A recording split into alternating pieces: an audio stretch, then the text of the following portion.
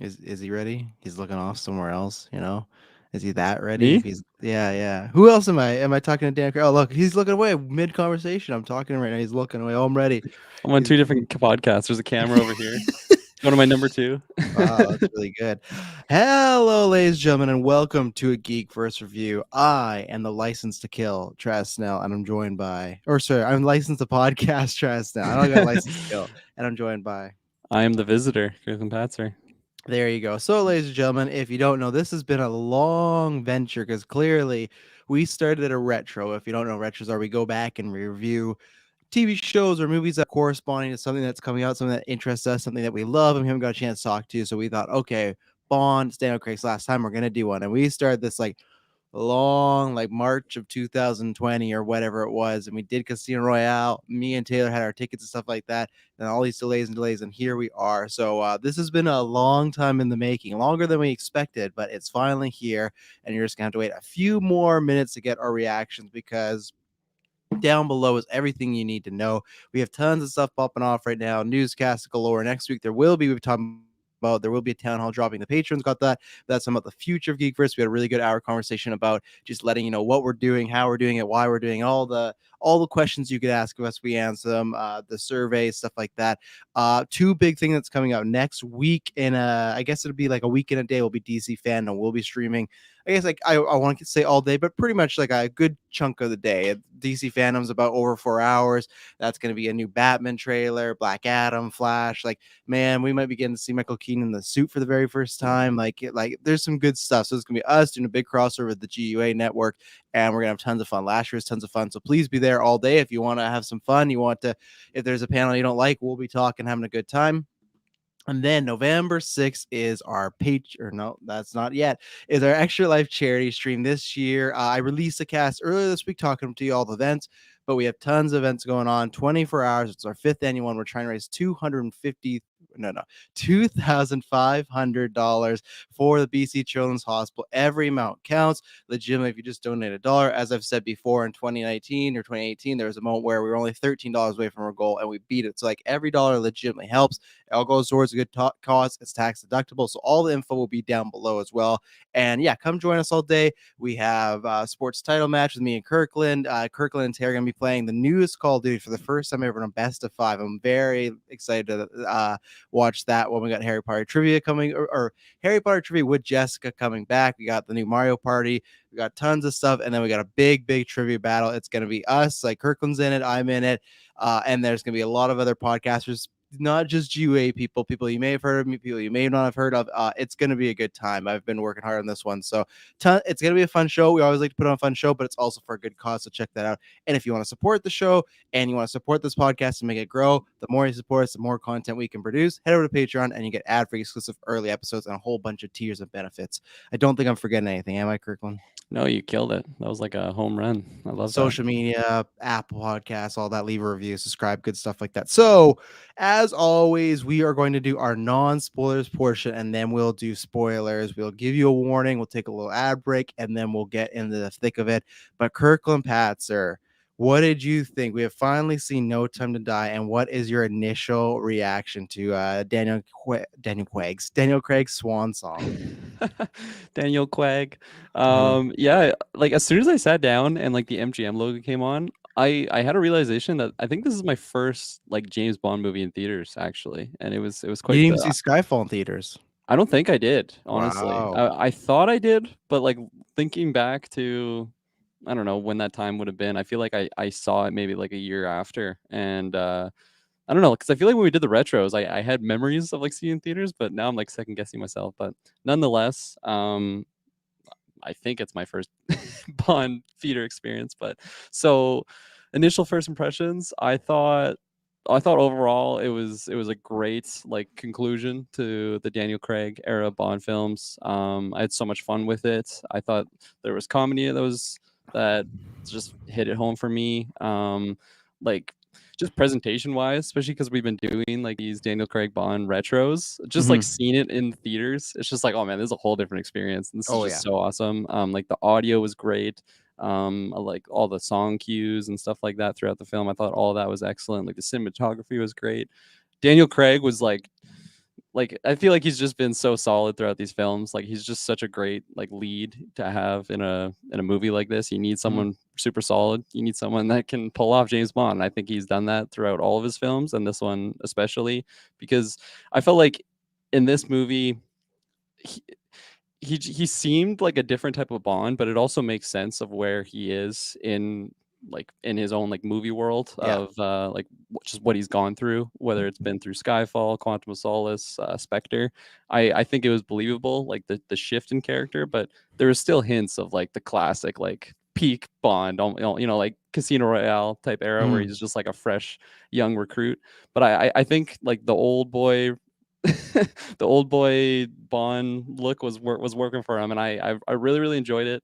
I got a phenomenal Aston Martin chase scene that we'll get into more specifics, like spoiler eyes, but I think I think overall it was great. I think the side characters were like some of them weren't as great as others, but I feel like the ones that were really really great, they lifted the movie for me. So maybe like the ones that I thought were a little bit lesser, they didn't really stick with me. They just like slid Mhm. off, and for that reason, I think I'm pretty darn positive on it. I'm excited to talk about specifics, obviously, but all in all, I think it was just a really good movie. And like the runtime was very long, but honestly, I think the pacing worked for me. There was a couple moments where I think I would have shortened some things. Um, but all in all, I didn't feel like, oh my god, okay, this is like taking forever. Like that didn't really cross my mind at all. Mhm. Yeah, yeah, that's my initial thoughts. So it's so interesting, right? Because like obviously we talk about the big build up to get into this movie. Craig's last time. You have a great director who I love, True Detective. So I was looking very forward to this movie, like see how they close out and everything like that. And like I guess I don't want to dance around it, and there's not really much way to hint it and be coy that this movie is arguably the best Bond movie, I think. Woo! I Yeah, wasn't sure where you're going with yeah, that. I want to take it on a little journey, just like the movie. For I, that's something I have to sleep on, and that's something that next week when we rank the movies, I will feel very torn. But I can easily say that as of right now, this is my favorite movie of the year. I think this delivered so much. Like I had a standard of a bar where it needed to hit, but I went past that, but then I went past it again and again, and I was in shock how good it was. And it's funny because on the retro we've talked about where Bond right now has this thing where he has a continuity, right? And that's the first time ever in the franchise. Usually it's just you pick up and go Bond on a new adventure. And I've said that Bond with, the next one, I do want them to kind of go back to that because I like that format of kind of its anthology, right? But if you're going to have this continuity of all these films, even Skyfall, that we say, it doesn't need to be folded in. All these four films previously that have been folded in, work together, tell a story.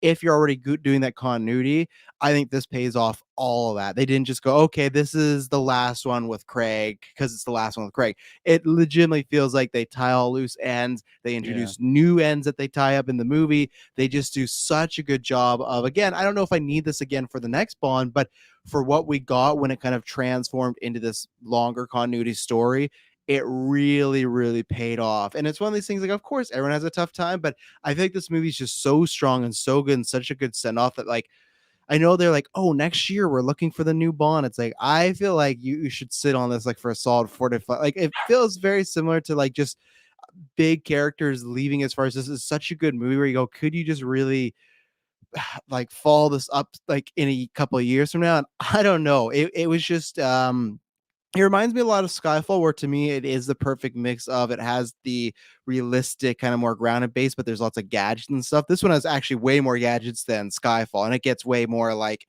fantastical. I'd say it's probably the most fantastical one out of the whole series, to be honest. Of like, it feels more like the Pierce era, where there's just like certain threats or certain weapons where you're like, okay, like this Yeah. is far away from Casino Royale, but you know what? It works in the world we've got in. Craig, like you said, like he just gets better and better, and he gets to play Bond, and that's what's been the benefit of these kind of continuity ones is he gets to play with a different shade. This one he has multiple ones, and I just remember it was 3 hours ago, but still, like the first 15 minutes, I just knew like, okay, we at least we got a good one on our hands, in my opinion. I didn't know how good it was going to be, but the first 15 minutes, like, to me, sets the tone of this film, where it's dark, it's scary, it's tragic, it's adventurous. We finally got to see that fucking bridge scene that we've been waiting to see for years and Yeah. years.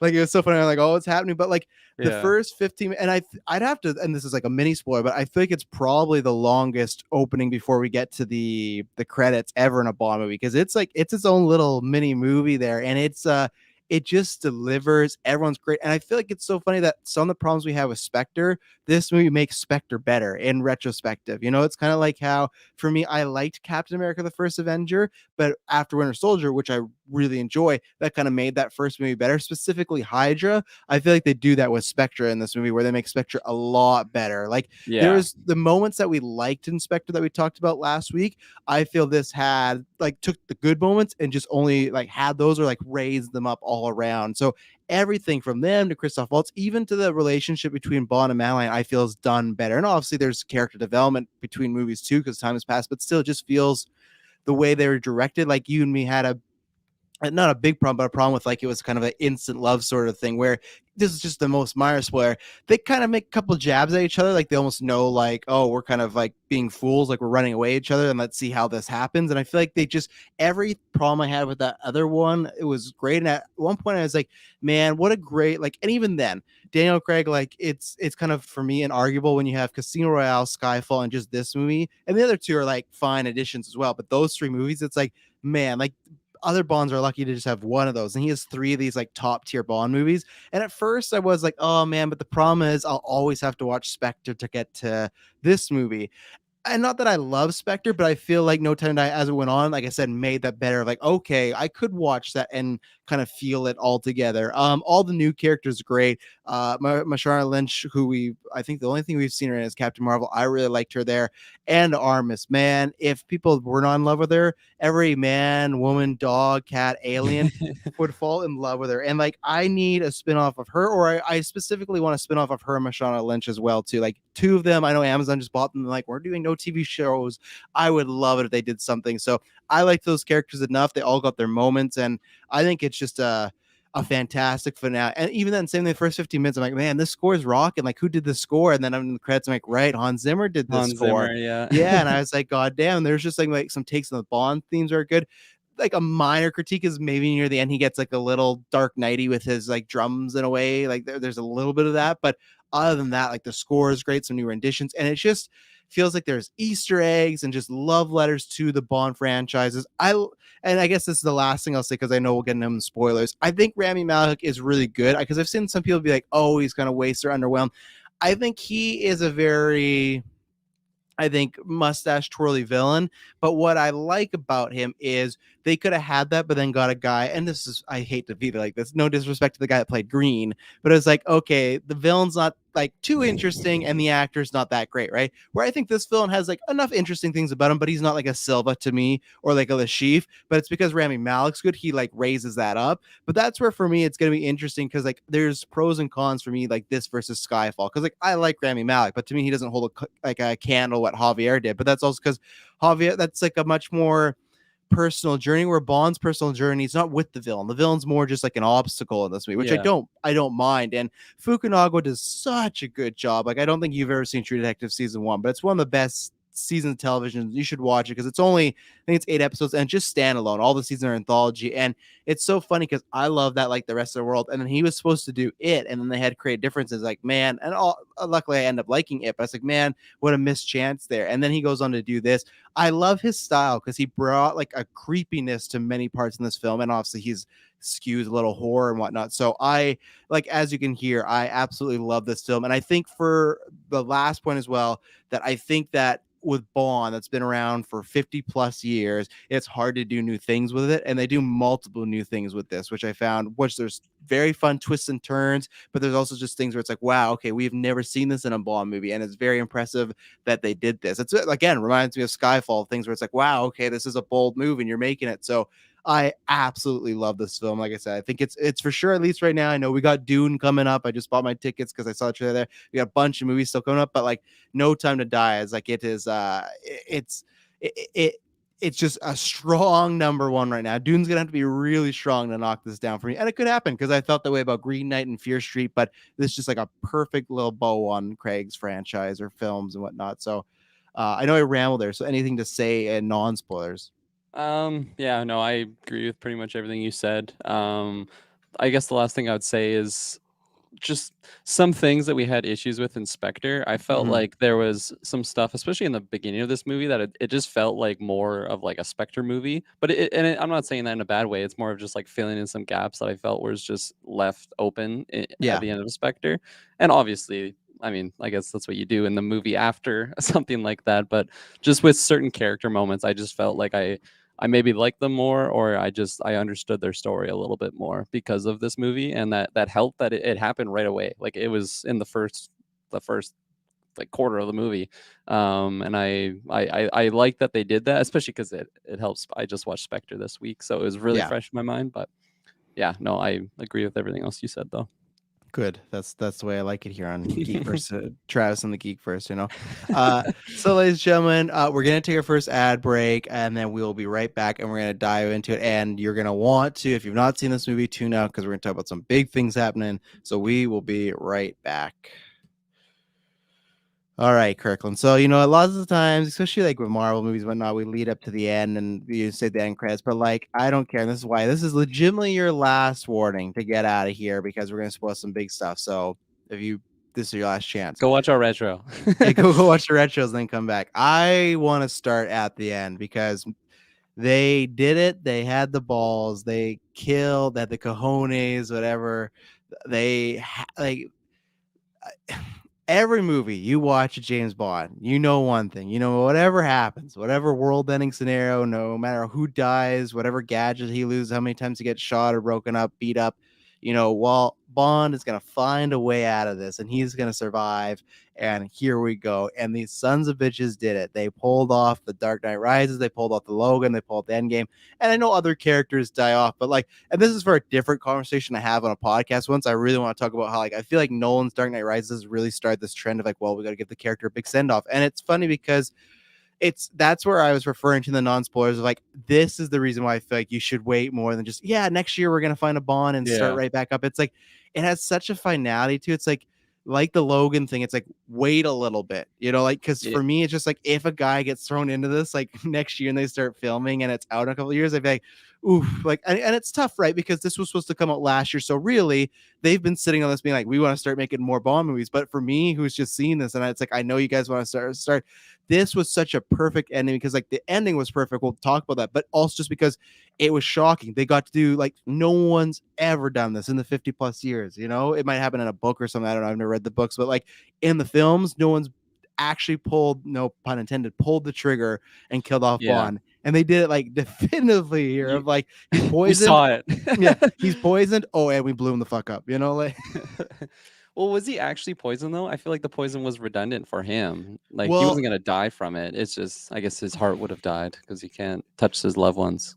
yeah, exactly. His heart would. Well, and that's the thing. Well, at the same point though, he only had when he realized this happened like 4 minutes. So like I think no matter what, he wasn't getting it off. But Yeah, that's true.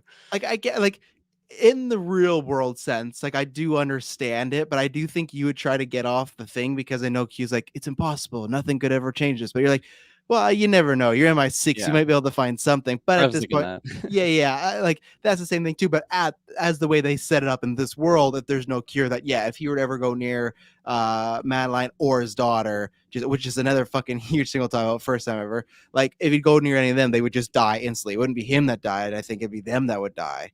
So that's the thing that'd be very bad. So like he's kind of for safely. I feel like it's kind of like a zombie invasion thing where it's like he could get off that island, but it's like who knows what he brings with him if he has this thing in him. So it's like Right. it might just be better overall to die. So did you think that was coming? Like obviously there was a big setup for it. It took a while, but I mean like initially when we got to that island, did you think, oh yeah, Bond, this is where he's gonna meet his end? No, I didn't. I figured it was like maybe like a near death thing, and then we Mhm. would get a shot. If I'm remembering correctly, like end of Dark Knight Rises, it's like Christian Bale and Anne Hathaway, right? Like together, Oh like yeah, they're not actually dead. Yeah. So I, yeah. I I thought it was gonna be something like that. Like maybe we think he dies, and then there's just like a little, I don't know, someone sees him like out in Italy or something with Mhm. his family and everything. Right beside Bruce Um, and Selena. Just yeah, but like like before it was like for sure confirmed like that was what gonna happen, and like before he even got poisoned, like when he was just not really able to get off that island, I had an inkling. It's like, oh my gosh, okay, this is crazy. And up until that point, there had already been so many new things that we hadn't seen before, like you were Yeah. mentioning, whether it was his daughter,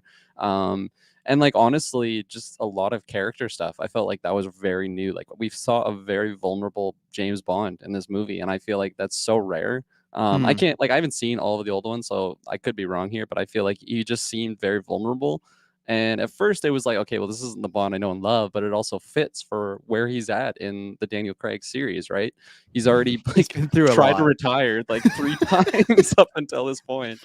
Um, and yeah, no, the ending like it blew me. I thought it was so heavy, like it was so emotional.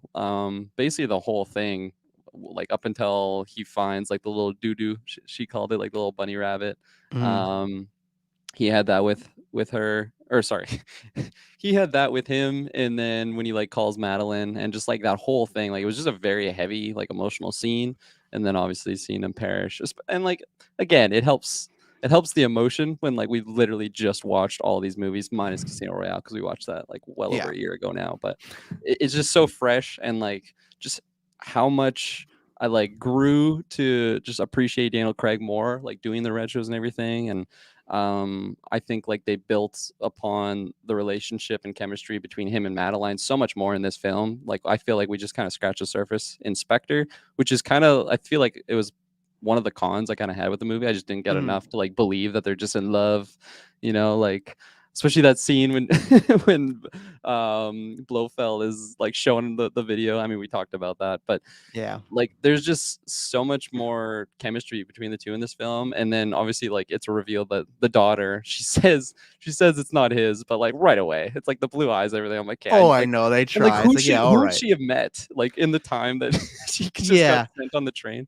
Like, the only thing at first for a second, I thought, "Oh, is it gonna be Rami Malek's kid? Like, is that why he's so obsessed?" But Yeah, then I was like, "No," because we had that therapy scene where that was the first time she had seen him since yeah, that ice thing, right? But at first I thought, "Oh, is there," and I'm not saying she would have slept with him, but some sort of, against her will sort of situation. But, the last duel again, something. yeah, yeah, exactly. But then again, it's like, okay, no, they had just met in the therapy thing, so it's not that. And like, yeah, I was thinking of all like, okay, who could it be? But at the same point, it's like they deliberately went out, whether it's CG or they found a kid, they deliberately went out to get someone with his like cold steel blue eyes, like, okay, yeah, this is like clear. And But and like I think he even like in that scene, I feel like you're supposed to take it as like he doesn't really believe it because it's almost feels like she's just saying that to like give him an out to be like, you don't need to worry about this, you can still go live right, your life. And I like this is the first, maybe not the first time, but one of the first times in media where a woman has a kid and she lies about it and it makes sense. She literally couldn't find him. She couldn't contact him. He disappeared and went off the map. Where that's so true. many times it's like in a show it'd be like,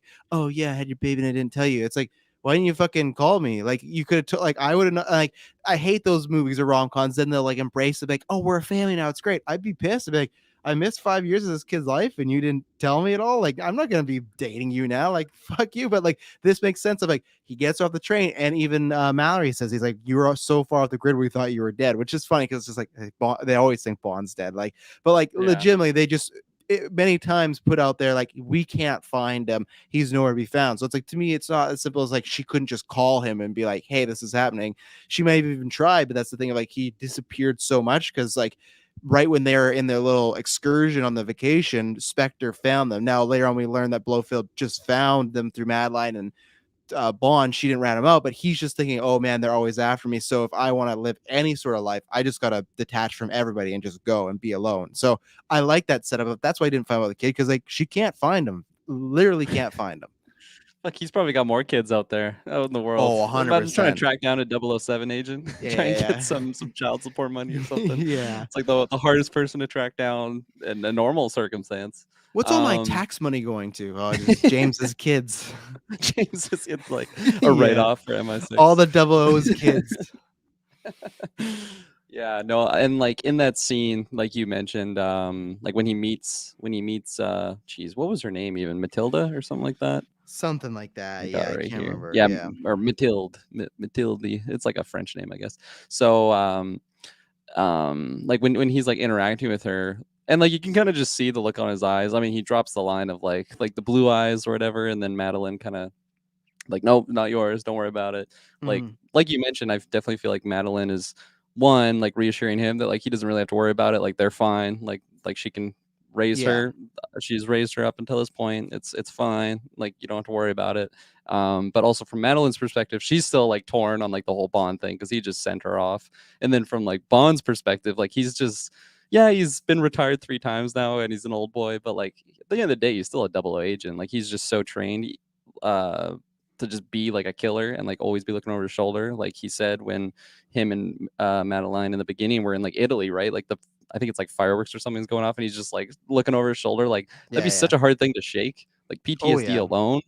Um, but yeah, no, I like the whole dynamic with his daughter. I feel like I kind of wanted to have like another scene of just him and her. Like they could maybe dialogue just because I felt like with him dying, like okay, like he made her breakfast and he did save her, but like I I don't know. I feel like I wanted another scene of Yeah, but at the same time, I guess, like, I'm sure a little bit, but I don't know how much that kid would remember in the future. So it's like, if it was a little older, it's like, oh, you can have that one scene, but I feel like she's not gonna know much other than what her mom tells her, true. about the story, like the story of and like, man, that ending was so good. And like, she says, like, oh, Bond, James Bond, Oh, and when the they're same road. Oh. yeah, the same road, and when they're driving away, like, the way it goes out of the screen is, like, the gun barrel, like, circles up, and it, like, Mhm. is on her and his kid and stuff, so, I agree, like, you could do one more scene, but as far as, like, her hey, they had that scene with Rami Malek, remember? That creepy-ass scene when Rami's holding her and he's, like, In the bowing down room. to him? Yeah, yeah, that was another Yeah. scene. I know, like, that was the one I was thinking of, like, when he kinda saves her. I guess he doesn't really save her in that instance, he just No, no. gets her out of that room, but, like, even if it was just, like, him, like, I don't know, giving her, like, an heirloom or something close to him, I don't know what it would be, I don't really know Yeah, the what's close gun. to his heart. Take this, it's like the what's his gun? Like, his famous gun? Walter PPK. Yeah, he's gives it to her. No, I don't know, I feel like He part of me just just has kinda wanted M's that just bulldog to on himself too. He's just like, "Here, I keep this bulldog wherever I go," which it did make an appearance in this film. Did you see it? Yes, I did see it in his little, Yeah, storage locker, yeah, that was a or nice whatever it touch. was. Yeah, absolutely, and, but no, you bring up some good points on, like, I guess it didn't really need a scene, just me personally, I kinda wanted it because Daniel Craig and, like, just, like, him, like, observing her and just, like, trying to, like, assess the situation of being like, "What is going on?" Like, he must have just had so many things firing in his brain, just thinking about, probably the Oh, last yeah. time they boned. Oh, yeah.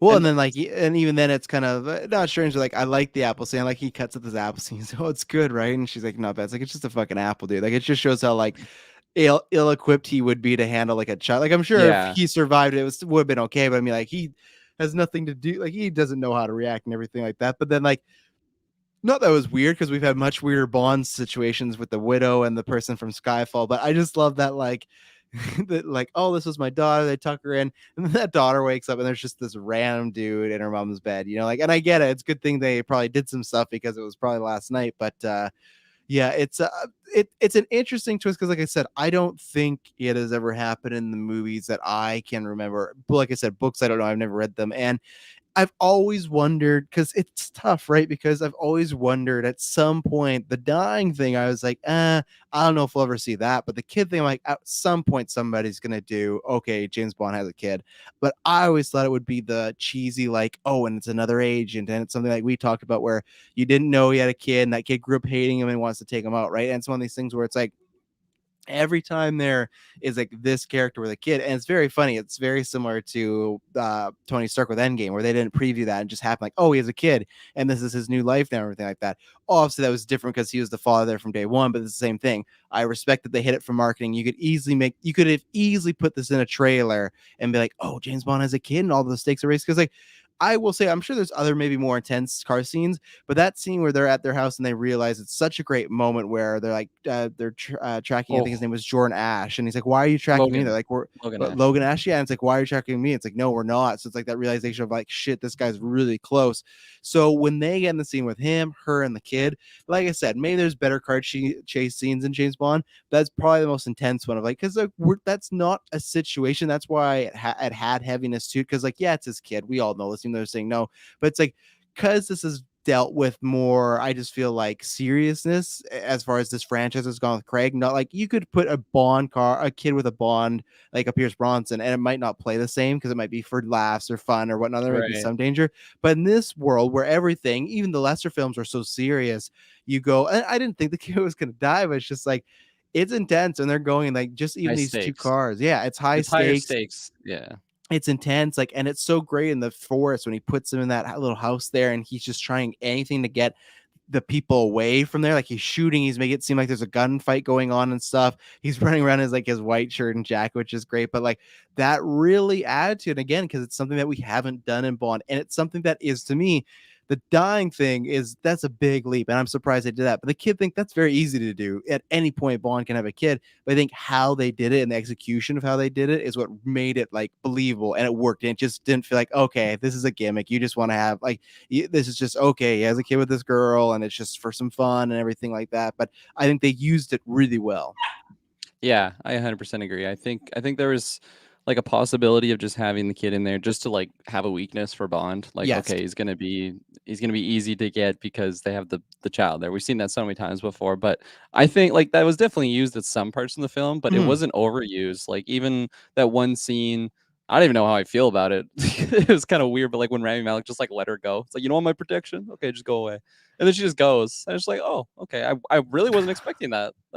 As we've said before, I said this during Skyfall because I compare Skyfall to Dark Knight. No movie is perfect, and that was the one moment where it's like, this makes no fucking sense. It's just like when he's like, because it was weird. Like they didn't even like she like scratch his hand or something like that. Like she She was bit him. She bit him, she and then he's like, did "Oh they yeah, you wanna bite me? good Okay. ram You me don't out. want Oh yeah, protection? Yeah." but like did she bite his hand or shoulder? Like I must have missed that. And I was His not doing. hand, because he was holding her, and then she like grabbed his hand and bit him, and then I he was like, just "Ah." I just feel like they did not shoot that well enough because I was not Yeah. eating popcorn, not on my phone, nothing. I was just like, what happened? Like, why is he freaking out? And then he's just like, you don't want my protection? Then you go, you walk. And like just that one moment when they're walking in the guards and he like looks back and the kid's walking away and he's just like, I showed you, little girl. Like, fuck you. Like it was strange because it's just like, what happened if James Bond jumped down that fucking hole and killed everybody? And now the kid's just with him and he'll just head cap you, you know? So it's like Yeah. for this guy who, like, at one point, too, because I thought, oh, here's another eye rolly thing. When all this goes down, right? And he gets the, they kid. It's such a, like, I like Rami Malek because he's doing his best Michael Jackson impersonation in this movie, in my opinion, like creepy Michael Jackson. The one moment when Madeline's like shooting the guys in the room and then she's out of bullets, and then he just like fucking like he doesn't even walk into frame. He like floats in the frame. Like, he's just a creepy motherfucker. And that's again, like we'll talk about, but I appreciate it. Like he's a very like James Bondy villain. Like he is the typical to destroy the world type of villain, which we haven't really gotten in these movies, right? We got Lashif who just owed people money and he had information. Green was all about oil, Silva was about M, and then you kind of got to that with Spectre / Blofeld, but that wasn't a destroy the world. That was a destroy James' life, which we get another fucking Arthur Payne scene, which we'll get into in this movie later on.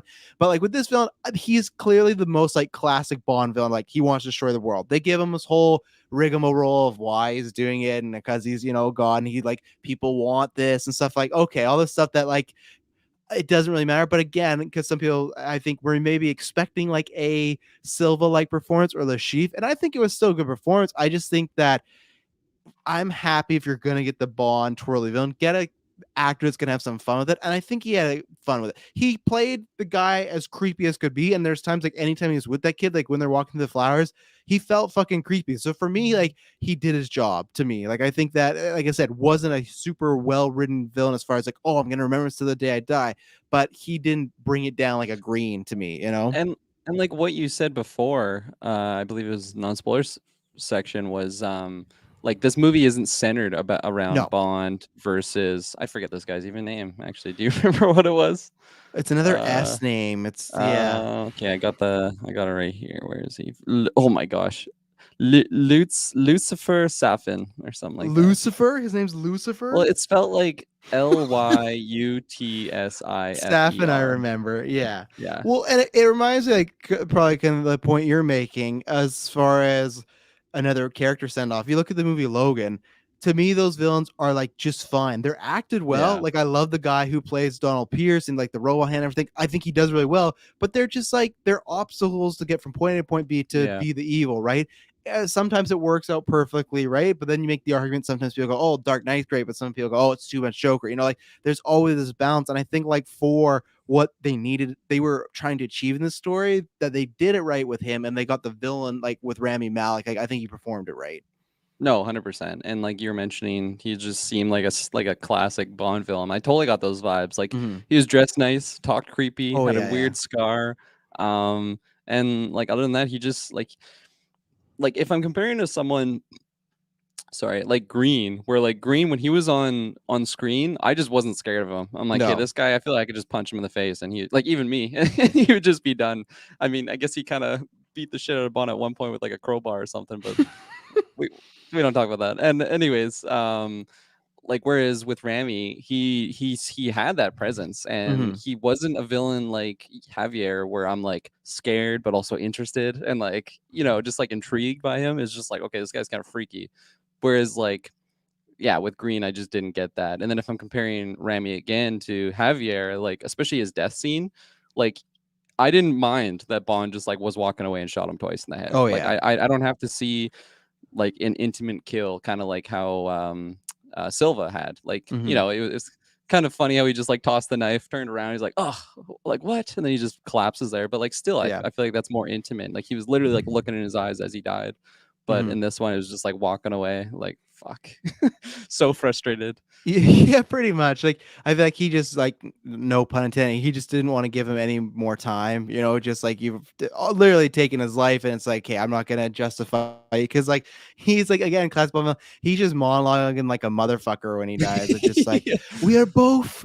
We are both the. I don't think he said authors, but just like whatever the design. Oh, I think he said like directors of our pain and stuff like that. And I think Bond was, I think just almost at the end of his rope, like fuck these villains and their monologue and just shot them, you know? And it's like, I think he did a good job as far as he was not like Silva. We had this kind of edge where it's like, oh, there's something about him where you could see in a light, not redeemable, but you kind of see how he got there. The Sheaf was just like a pathetic character who you know how he got there. He owed people money. And it's like, we know people like that all the time for life that just, they got way too over his head. And he's just like a rat just trying to jump from one place to another. Blowfield, we kind of had our problems with. And yeah, Green, man, but like, even Blowfield we'll get to, I think, work better in here. But what I liked was back to the floating scene when he like just floats in the room.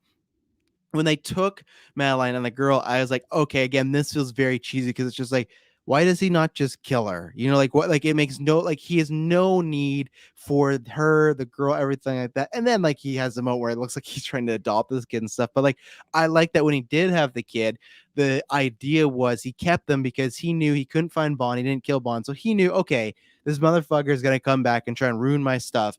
These two are going to be my kind of contingency plan for when Bond gets here and he has bombs, which I like the line like, oh, they don't know how many bombs we have. But like when he's worried that they could blow everything up, okay, you could do that. But if you do that, I'm going to kill this little girl and her mother, you know? So, and Yeah. that's what I liked where, again, I didn't like the part where he just let her go because that felt like it kind of went against everything we had just learned about that character. Like I felt like there could have been an easier way. You could have just have Bond found them. There's a struggle. He gets away, but they get the girl, right?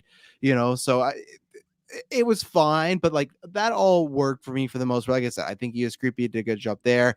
I liked his monologues for the most part. I actually really, really liked the like kind of therapy The scene when he therapy scene. reveals Yeah. himself. Yeah, because I like his explanation too of like when you kill someone, you're responsible for that life, but also when you save someone, you're responsible for that life. And that's where I love the dichotomy of like you have him, the kid, and Bond. And it's weird to say, but that's just kind of like the fun thing of life and how I think they did a good job writing. Like I think this movie is very much about like the pebble in a like a river effect and how it spreads.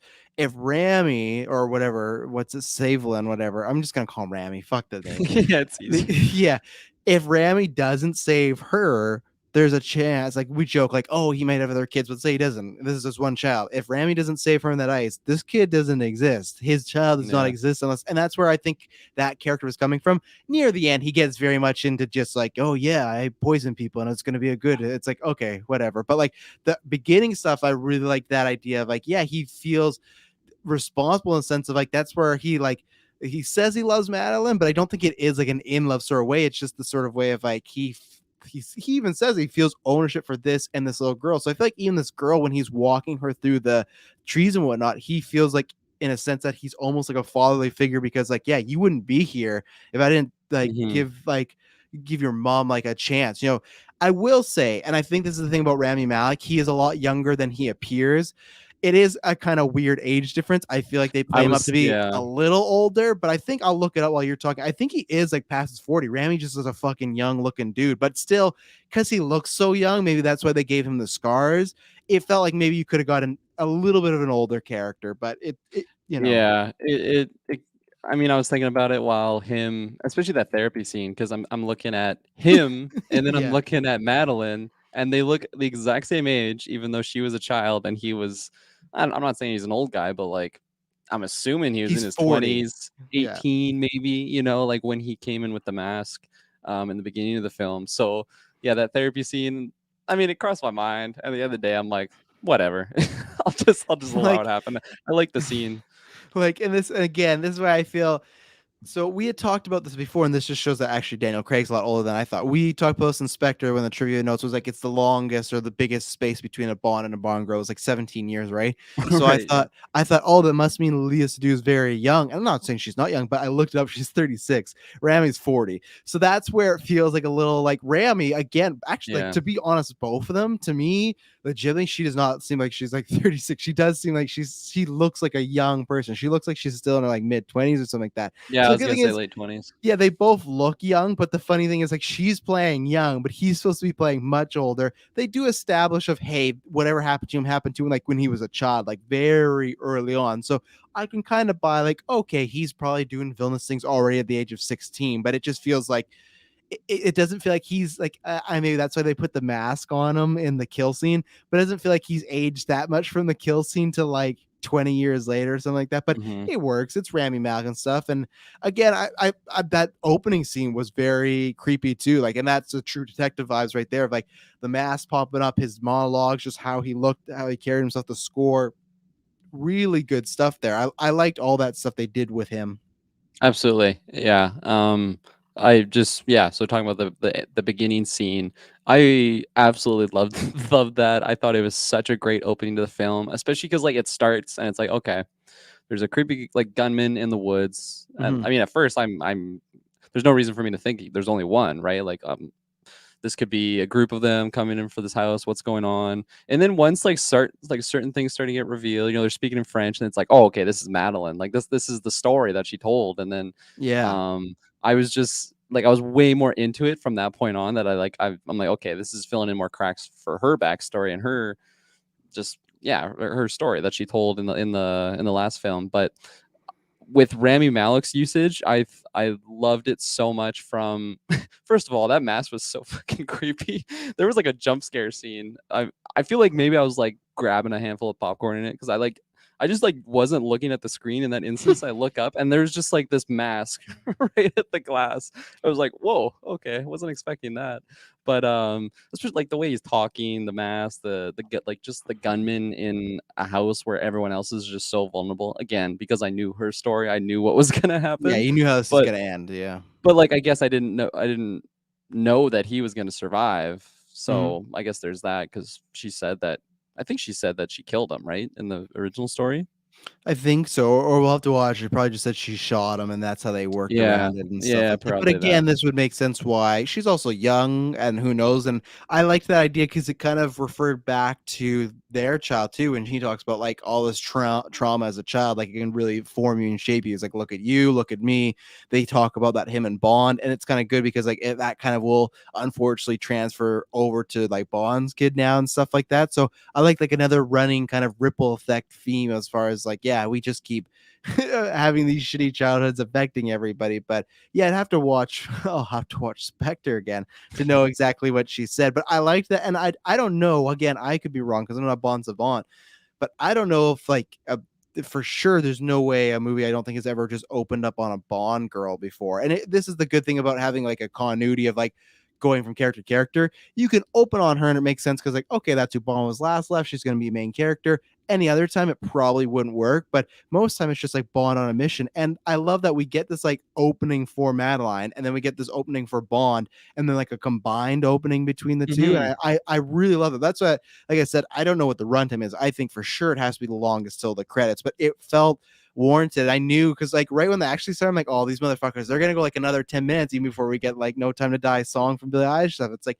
this is Yeah. fantastic. And all that opening was like really good. I liked the flashback again. Even then, I don't even know if a Bond movie started with a flashback before. So that's where it feels like, again, with Bond, it's tough because there's done so many things with all this media. It's like, how do you be different? And like, even then, it's like, it's something very little, but something like Star Wars, where it's like, oh, Last Jedi didn't jump with it like a time forward or time jump, right? And that always happens in Star Wars. That kind of has a similar opener here, where like between Bond, like I said, Bond's not the, it fits for the story, especially where the movie ends. If you think about it, it ends on her and the daughter, like, and this is her as a kid. It's fitting that it opens up with her and her story. And then Bond he's not second fiddle. He's the main fucking character in the movie, but he kind of comes in like mid flashback. He's like, you okay? Like, what's going on? Like, why are you just freaking on the water? Like, Mhm. and it kind of, I liked it too, because it kind of worked, because like Bond is retired. So in a sense, we shouldn't just start with him just like kicking ass, doing stuff. It's like, yeah, let's see him, just living his life. So I liked all that type of setup.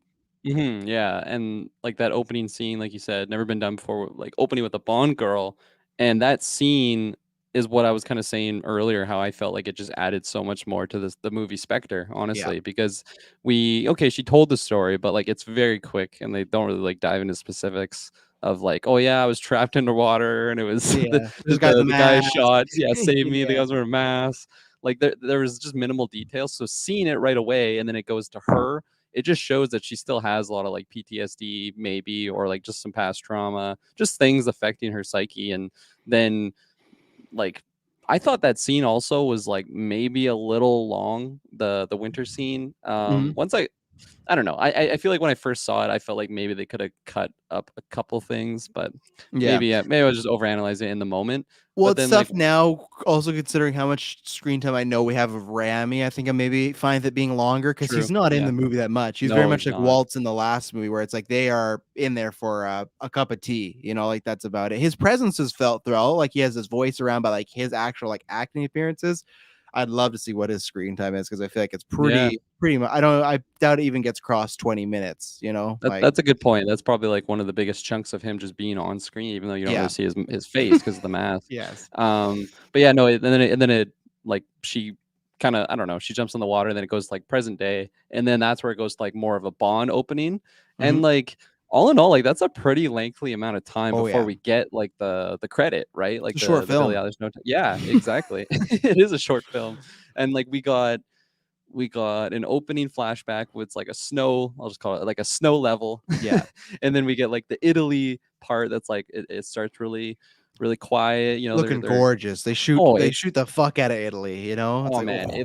it looked so gorgeous. And like even when they're just driving along the roads there in the Aston Martin, like Mhm, I honestly think that's probably my favorite Aston Martin out of all of them in the series, like that old school one, the mhm. classic, because that's like a recreation of the Sean Connery one, Connery right? one. Yeah, yeah. Yeah, It's supposed to yeah, be in that exactly. vein, or like a modern day version of it in a sense, yeah. Yeah, it just I love that one. I don't know if it's just like the old timey look or whatever it is, but nonetheless, like just those shots, and then we see him. I think it's after they like have the night, and then Yeah, he they goes they off on just his have, own like, to rigorous sex. There is at one point when, like, when they're saying goodbye at the end and they kiss in front of the kid, I was like, "Alright, too much now." Like, they're, like, pulling on each other. It's just like these 2, it's like a Hollywood cliche, but anytime they're having a sex scene, they do the classic pushing each other. It's just like, just fucking kiss. Like, what? Like, you're not why wrestling she each got other. pregnant. But yeah, It makes that's sense. why they were doing so much. But it felt like they were virgins. It's like, but hey, they're passionate, they're loving each other. But yeah, it's Yeah, continue. They had the good night together. There's yeah, they have the good night fireworks, together, and then he and they goes set on up the his whole own. burning your troubles away. That's what they set up. Yeah, Remember? yeah, and I like that it was kind of like a I don't know, like a ritual type thing that like it seems like the Hmm town does, and then they kind of went on it. I mean, that seems like why she brought them there, right? I think Yeah. she even drops that line. Well, she And brought them there because of Espa. oh yeah, yeah, Yeah. okay, oh yeah, that's right. Yes, okay. And then of course, leading there, he goes there in the morning, and then he's like crossing the bridge, and then I'm like, well, I've seen this bridge many You've seen this times. bridge, yeah. Yeah, I know how this is gonna end. But also, part of me was was thankful that I wasn't getting that later in the film because I've seen Mhm. it. I know what's gonna happen, so like let's just get it out of the way right away. But Yeah. it wasn't like, okay, let's get the scene out of the way early in the film. Like it fit because, like I said, it was the opening. It was before the song even played or anything like that. So I thought just it was lengthy, but I thought it was good. I mentioned maybe I would have cut a couple of the snow the snow scene, Mhm. but you also kind of made me switch on that just due to the fact that we got more Rami in that scene. I love the fact that he was like hunting like just the Spectre type people. Um, Yeah, it's so cool. It's like that yeah, classic, the enemy of my friend, but not really because he's gonna kidnap my the girl and yeah, kid and stuff. But like, it was again, and that's where I like I don't know. For me, I guess maybe I had expectations lower from just because from other people even that like the movie had talked about Rami. For me, it's like they give me again more motivation of like, why is he at this house? Well, fucking Mr. White, who we've been set up the whole series, is a scumbag and like kills an people. assassin. Yeah, Yeah, he killed my whole family, so I'm gonna come and kill his family. And even when they're having that conversation of just like, she's like, "You killed my mom," and he's like, "You killed your dad, killed my entire family. Like no one was left but me." It's just like here we're, and he's like, "And I saved your life." I feel like we're pretty fucking even, and that's what I like. It's kind of like, yeah, you owe me this, and it is like in a twisted way, like he's the bad guy, but you're like, yeah, like he's not wrong. Like I'm not he's saying not wrong. yeah, like I'm not saying he should have killed this kid, whatnot. But in this like James Bond world, it's like it's very much like Silva, right? Where Silva, we got a lot more time with that tragedy and M and stuff like that. Clearly, Mr. White's gone, but still, just that setup of like he's not just a villain doing this stuff. And it's so great where they talk about this whole because in the trailers they have that line around. He's like, "I could be looking at a version of myself," and it's like, yeah, not really. Like it doesn't make sense. But in the movie, it plays as far as like both of them sharing these tragedies as a kid, the Madeline thing, both of them legitimately wanting to take out Spectre. It's not even to like take out Spectre to get their gear or like for territory. It's literally like, no, these people took my family's island It's that belonged to personal. me. Yeah, and same thing as Bond, right? So like it. Like again, when you to me, when you really think about the stuff that Rami is not into that much in the things they say, but I really like what they did with him because he feels like a justifiable villain. And I want to talk about some justifiable villainy after this next ad break. And we're back. So what I want to talk about was, so we're talking about this opening, right? And so the whole idea is they've gone to Italy or wherever to, she wants him to kind of move on from Vespa, which in the moment, I was like, really? We're back to this again? Like, I feel like he's given up Vespa. Like, I really was like, I feel like we've crossed this bridge before. No pun intended. But once I was watching upon what they gave me, I was like, man, this was totally worth it. Because so much good stuff. If they had this conversation, like, for us to move forward, you got to let go of Vespa. And he's like, well, you got to tell me your secrets. And she's like, I'll tell you after Vespa. So, okay. So he realized, like, okay, so to move forward so they could be in love, create a life together, he's going to go to Vespa's tomb. It's her whole family tomb. And even that scene, like, it sounds more, but the graveyard, like, shot so well. It looks so great. Like, it looks like that'd be a classic, like, GameCube level or something, too. So, he goes to the tomb. We get a picture of the fine looking Ava Green, and just a few more. Like, there's three things in particular. One, him again saying he misses her, and it's because Daniel Gray's such a good actor that he sells it after 5 films. You still believe him. Two, you're supposed to, what you do is you write something on a piece of paper, you burn it, that puts your problems away, right? So for this, clearly this is a woman that he loved but did betray him, was working with Spectre in a sense, was a bad person, a good person doing bad things. But what did he write on the paper? Forgive me. Not like forgive you, anything like that. That shows like no matter what Vespa did, he still feels the guilt, like he couldn't save her. And that's what's Hmm. burdened him. Like that's why I love that note saying forgive me. It's like he's going there, let go of that. It's not the betrayal thing. It's not any of that. It's like he couldn't save her. At the end of the day, it didn't matter. He failed. And that's so big. And then when he looks down at the flowers, and this is where again, like, and we'll talk about this probably more in a little bit here, some other Spectre stuff. But when he looks down and sees the Spectre card, it had that like Hail Hydra moment of like, fuck, like, man, things about to go down. And then when the tomb blew up, oh my God, I was like, what a fucking shot to the heart. Right in that moment, I knew, okay, I think I'm going to love this movie. Like, they really have to drop the ball now because that's such great character work. If you give Bond this great emotional moment, like saying goodbye to Vespa, and then they blow up her tomb and slash dead body right in front of him. Like, he like literally is backed up, like he's been thrown. They do the classic movie thing where he can't hear, but like if you think about it, he probably has like dust particles of Vespa's body on. Like Oh, it is yeah. fucking, it's fucked up. And this This is so much better than, and even though I rolled my eyes when Blofeld in the prison's like, it was me, I blew up the tomb. It's like, fuck, man, you guys can't resist him doing this. But this meant so much more. I'm This the meant author of your pain. he pretty much was doing that dialogue again. I'm like, oh no. But then I like that he kind of died right after. So it felt like it was almost like a joke. Like that's what I like. Yeah. But in that moment, this moment sold him like being the author of the pain way more than him being like, oh yeah, Silva, that was me. Green, that was me. Just in this one moment, this felt more powerful than anything he did in Spectre. Once he revealed that, I was like, fuck, man, that was Yeah. brutal. That was And brutal.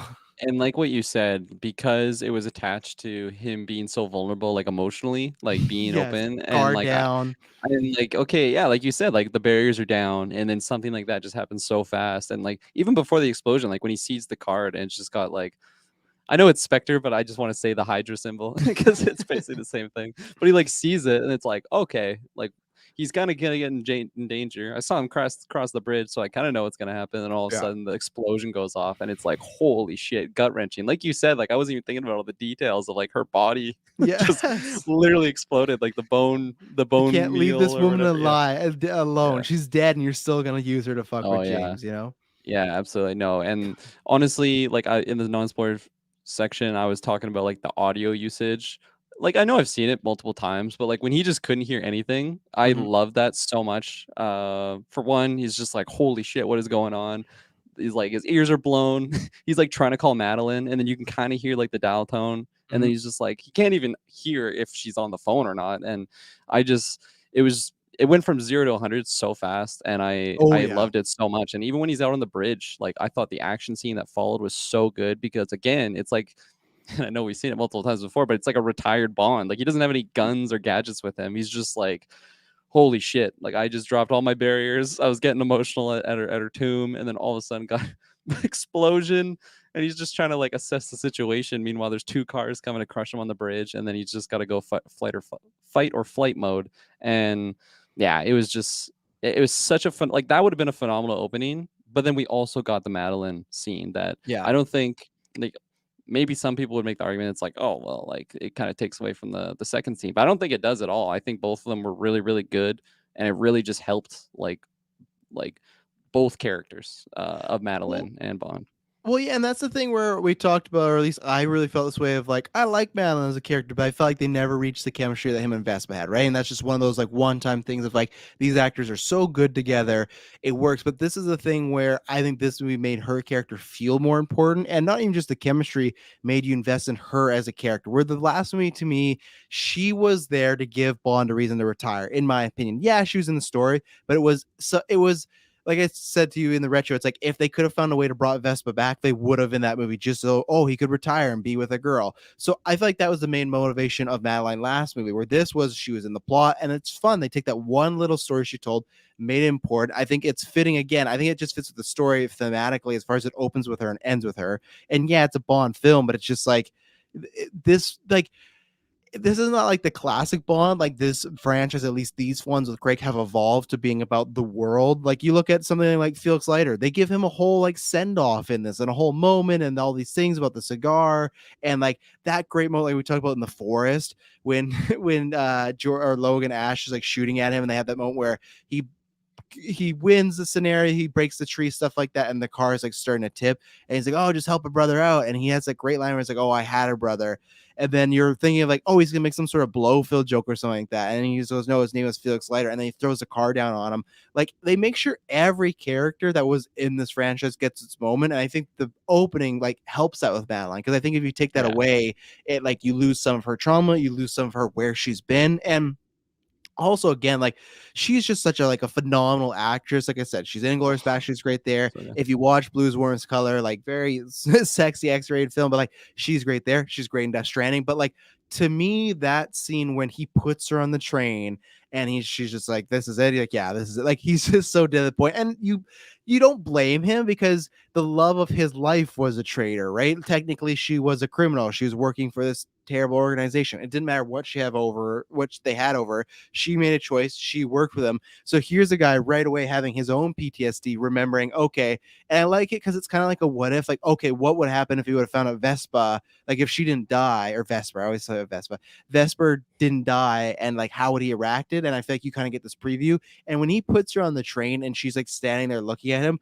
and she has to do that running scene, so many people could make that cheesy, so many directors could make that cheesy, but it fucking worked in that moment. Again, that one moment of them talking for the train, her getting on the train, and just her eyes just looking with so much sorrow, that sold me on the relationship more than anything Inspector did, and that to me, Yeah. again, maybe that's just like a directing thing. And that's no shot at the director. The guy that directed Spectre is the same guy that directed Skyfall. So clearly he's a great guy. Just sometimes maybe some things work and some don't. And what I love about it, and this is not to be a shot at it, but like with Bond, you don't necessarily have to carry on what the previous director did, but you look at it from like Last Jedi to Rise of Skywalker, where it really feels like Rian Johnson did something and JJ said, fuck that, I'm going to do my own thing. This felt like Fukunaga had his own story, wanted to tell his version of a Bond movie, but then also took Spectre and took things from like, okay, how could I make it work in this film and not just forget everything? Like even stuff like that little story.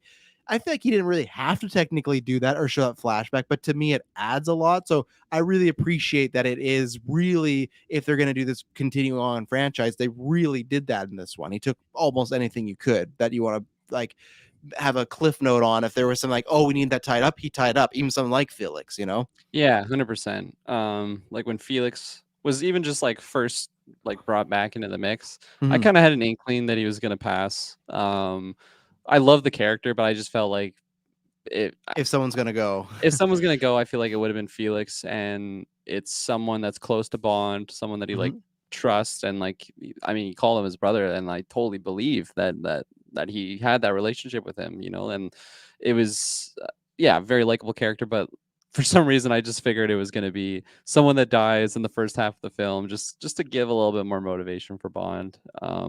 But nonetheless, like you mentioned, I thought it was so well done that they gave like pretty much everyone like at least some nod that's been in the Daniel Craig series, and yeah, it was great. And yeah, like Madeline, I had my issues with Spectre on how forced that like that relationship was. I love you, like it just seemed very very very quick, and I believe the relationship now because of just what was shown pretty much in the first like instances of the movie, and then again I guess it builds upon after, especially with the introduction of the daughter. That's a big moment. Well, one thing I just want to show before I forget, I kind of like that. I feel like they're trying to do this on purpose because this movie has tons of Easter eggs. It felt like Felix's death kind of like mirrored a little bit of Vesper's, like the way like he didn't die the same way as her, but like the way when he dies, he goes underwater and Bond goes underwater just like to look at him one last time, and very similar like Vesper when she was dying there. And like there's so much kind of like I think tributes throughout that and everything. And but yeah, but it's great because they kind of they kind of mess your mind. Like Felix goes, so you go, okay, if that's a character that's gonna die, it's gonna be him.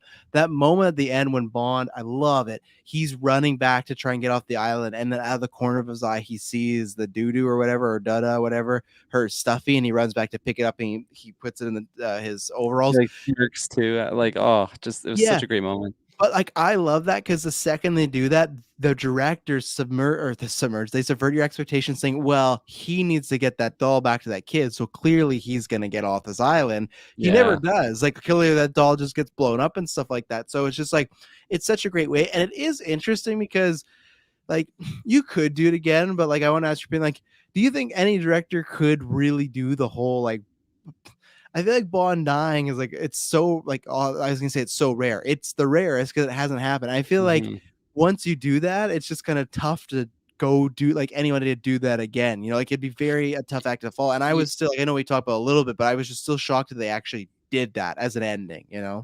Absolutely. And because it is so rare, like when we get the next Bond, we're gonna get the next Bond. Bond's gonna be around forever. But like when we get the next one, there's no way that they can kill him off because they'll just be like, oh, they're just trying to do the Daniel Craig thing, right? Yeah. So if they ever do that again, it would have to be down the line. Like maybe if they have the new Bond and then do their entire series, I still don't even think you would want to kill them off because again, it's just like, oh, that's like the pattern that they're doing now with Bond, right? Yeah. And I don't think that'll happen. And I think it was like we said it already, but like it was a very bold decision, but I think it completely it like it just made sense to do it in this film, Yeah, especially it with fits with Daniel these Craig. ones. It Yeah. totally fit with him, and we've seen him grow like throughout his movies. Especially if you just look at like a screenshot of Casino Royale, like that movie came out like what 2008, 2006. 2006. Yep. 2006. Oh my 2006. Yeah. gosh. Now we're in 2021. This movie finally Yeah. came out. You know, I know he filmed it years ago, but still, Yeah.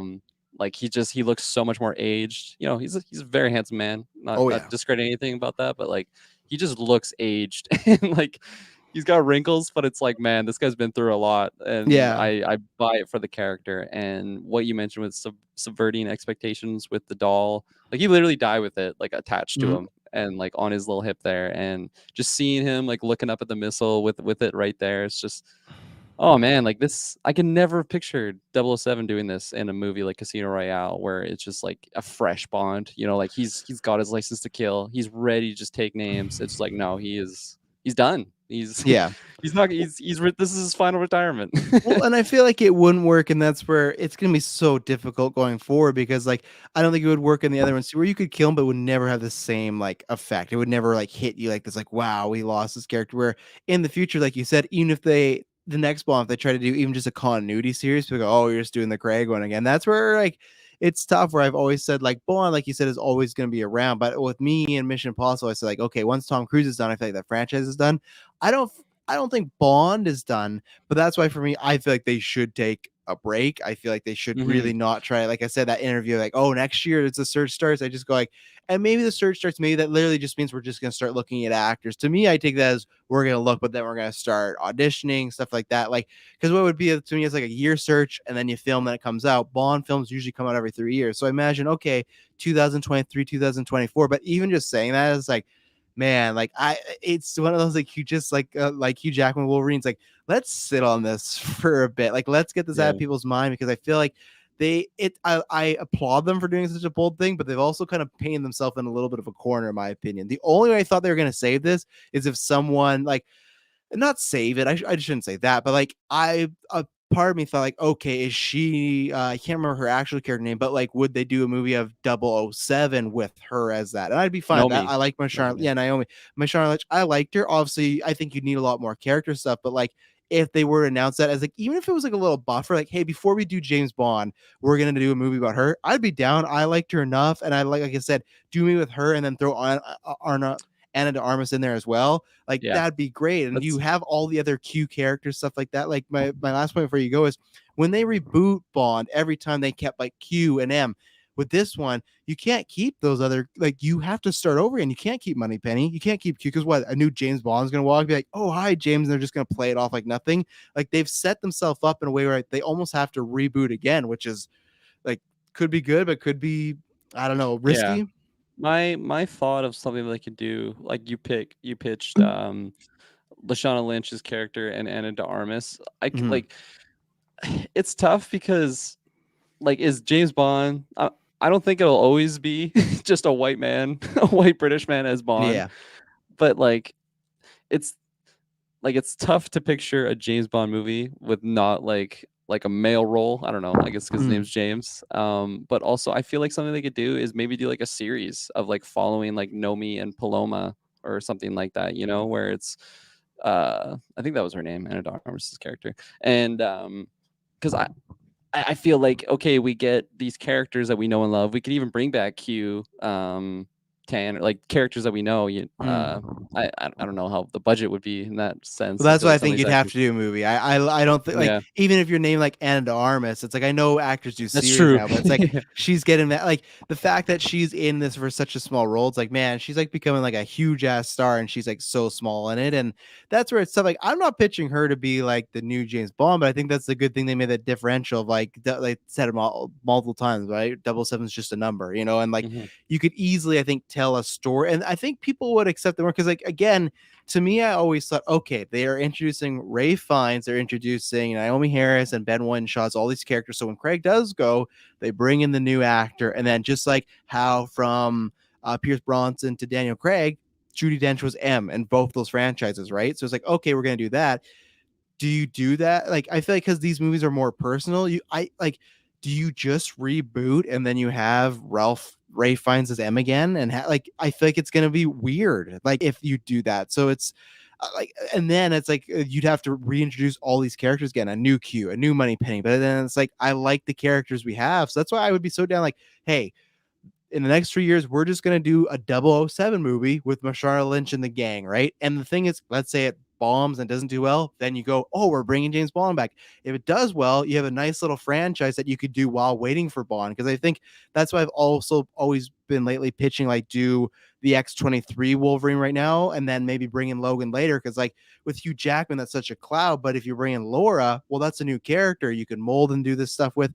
Again, though, does this movie, would that sell as big as a James Bond movie? No. And I agree with you too. Like Daniel Craig said the same thing, and I agree to a sense too, where go make a James Bond role for a woman. Don't make her James Bond, in my opinion. And I exactly. think you could, I don't think race matters with James Bond, but to me, James Bond is written to be a male, the same way as Katniss Everdeen is written to be a female. I wouldn't be like, you know what, I really want to do Hunger Games, but Katniss this time, she should be a dude. Race to me, that doesn't change that much. Sexual gender and orientation, stuff like that can change. So that's where I'm kind of dream pitching the characters having a spinoff, but I'm not confident it's going to happen. Yeah, and I was gonna pitch the idea of like, do you have to do the next 007 franchise to be centered around a James Bond character, or like a 007 even? Like, could it just be Yeah. like MI6? Like, like something like that? I would be down, and I hope that, because they've said like James Bond won't be streaming, and I believe that. I'm happy with Amazon, because if people don't remember, Amazon owns it now, that they've said like they're going to do it theatrically. But I would be Yeah. down for MI16. Like you said, if they want to do something with Bashar Lynch and on ours, I'd be completely down. That'd be a great. Amazon has the fucking budget. Then again, we were talking Yeah. budget. Amazon has the budget. That's They're true. spending Yeah. how many millions on Lord of the Rings? So that's one thing where it just feels like this world, like, it does feel closed off for James, but for the other characters, it easily feels like when they're having that toast to James, it's like, this is a crew I could watch. I'd Totally. want to see their adventures. And it's just like, if we do just like, that's it, we never see them again, it feels like a little like that part of the franchise, because it feels like such a continuity, that feels a little, some like little, I don't know, loose ends in a sense. Yeah. Yeah, I agree with you on that comment. We were mentioning her briefly, Lashawna Lynch. Mm-hmm. I liked her character. I felt Lashawna. I always call her Lashawna. Yeah. Lashawna with an L. Yeah, I did like her. I felt like maybe she was a little bit underused, and I Mm-hmm. think I agree. I think another thing that kind of bothered me was like her 007 status. I felt like she was such a side character, even though she's technically like the same type of age. I guess no one could be the same type of age as James Bond, but like I just felt like they weren't on the same level to be like both 007s. I think she did need one big moment of, especially like really saving his ass too. I think that would have been good. Yeah, Because I thought on the boat when it was sinking, she was gonna save, and then I go, okay, right there, you go. That's why she's a double O. yeah, She it's tracked true. him down. But like, there's even like, and I don't think they meant this. I think they meant this as comedy. But there's even a moment when they're giving them like the blood tracking, and they put in Bond's neck, and he's just like, oh. And then he goes back to talking. When they put in her neck, she's like, ow, that really hurt. And that's where it's like, oh, like that moment, they shouldn't have had her done that. They should have had her react the same way as him. Like, I Like liked even the rivalry thing was good, but I agree that they could have played it up like a little more and gave her a little more shine. yeah, and like I love their like back and forth when they're like nipping at each other, like when he comes in and he's got his visitor badge, and then Yes. she's like 007 gives her the folder, and she's like, oh, I bet that hurt, didn't it? And then he goes into the office like, bet that hurt, didn't it? Like I love that dynamic. Mhm. I just felt like the comedy stuff was great, but when it got to the action stuff, I just felt like she was just like like an assistant or something. Like she didn't seem like a 007 agent to me, which is unfortunate because I wanted her to be like equal. Like honestly, I wanted to see her like kicking his ass. Like he's been out of the game for like how Mm. long? Like basically 5 years, living in who knows where, basically dead. And she's like a fresh recruit. She's hungry. She's young. Like she should be like basically better than him, like physically and like just being able to kick ass. But Yeah. like maybe he's got the experience. Maybe that's like his intuition is kind Well, of and he's what got gives the him the info edge. too, right? He like, the only Yep. reason Blofield's talking to him is because the personal past. It's not because he's a True. fucking Yep. master interrogator. He blows the interrogation. So it's But like, like you mentioned, like she should have maybe came in and saved him off the boat. Like when he was getting chased, that phenomenal chasing that we were talking about earlier, like she's just like somewhere looking for Logan Ash. Like it's like, yeah, following a man, like lead. if she was in that situation, I feel like James Bond would have fucking came in with like AK-47, just mow them down, save the day. And I get Or it, it's same his thing in the movie. forest, he should have been dead to rights and she could have saved him there. Not Yeah, just like she missed found him on the opportunity. side of the road, Yeah, like because he like yeah, he he just makes it lost to like I yeah. guess that he didn't know, maybe he did know it was the daughter at that moment, but like he lost Madeline, lost precious cargo, like it's Yeah.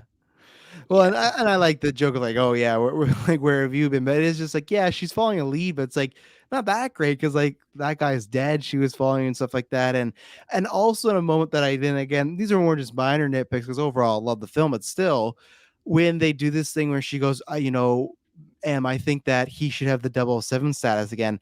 That moment, like one, I actually didn't like her saying that, but two, in that moment, I think they did play that off wrong. He should said, "No, that's yours now." Because Yeah. I think at the end when he said goodbye on the boat, like I like it. She's like, "I'm gonna take care of them." I like that she was there was a rivalry, but it never came off sometimes as like a jock like boyfriend character, which I know that might be a weird comparison, but sometimes they do that with rivalries. And then like the last 2 minutes, like, no, he's a nice person. You never got that sense that she was a complete fucking asshole to him or anything like that. She was just like, it was her territory and she doesn't know how to react to the situation. I love the joke when it's like, oh, he's a double O. And she's like, what double O? Like, what? Like, Yeah. I like that they wouldn't tell her, but to me, that scene where she says, I'm going to take care of, Madeline and your kid for her, and they go away, to me, the ending was him saying, thank you, 007, like literally passing it on to her. But because they did the whole like, oh, he should be 007, that didn't play right to me because Bond just like he's like, yeah, I am 007. It's just like, all Yeah. right, that was a weird beat that I don't think was justified. It just felt like her almost like giving up, like, yeah, he's better. Because even in the moment when they both have the blood tracing and they're fighting in the whole, the island that has very Dr. No-ish vibes and stuff. I feel like the whole time Mallory's just asking about Bond. Where's Bond? What's Bond doing? What feels like they don't give like two flying fucks about her. It feels like they feel like this guy's the main event guy. And I Mhm. get it, he is Bond, but and I love that he got Commander Bond, but still like I felt like yeah, she could have had a bit more emphasis put on her, even though I still liked the character overall.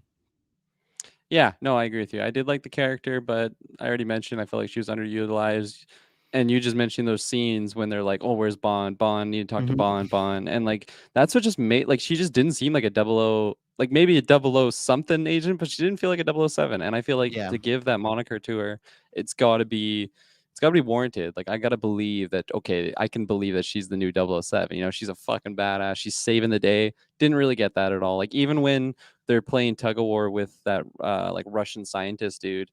Like they just got him, and she's just like mouth gaped, like, oh my god, Sucks I to just suck. lost. Yeah, sucks to suck, and it's Yeah. just like really, like this is the new 007 Like what I want MI6. her to do, I want her to pounce off that balcony and be like, "Fuck yeah, fuck you, you're Yeah, taking them." Like, no, I'm yeah. gonna like, because I liked that trade off of like she like, which is like, I don't know, maybe not that I don't like it now, but when she gets the scientist and she's being all cool, she's got Batman like grapples going on, stuff like that. He physically like shoots the grapple out of the wall. It's like I get what he's going for, but at the same time, like you're putting this agent's life at risk. Compromising, yeah. Yeah, but I did like after the back and forth as far as like, okay, they're shooting multiple people, they're saving each other. But again, same thing at that moment. I wanted her to do something to fuck him over, and she never really did. I wanted her to do something where, Yeah. let's say he was on a patio and she shot out like a leg and he like fell through. Nothing that would kill him, but just like a little like, like screw you for shooting off my grapple and stuff. So Mhm.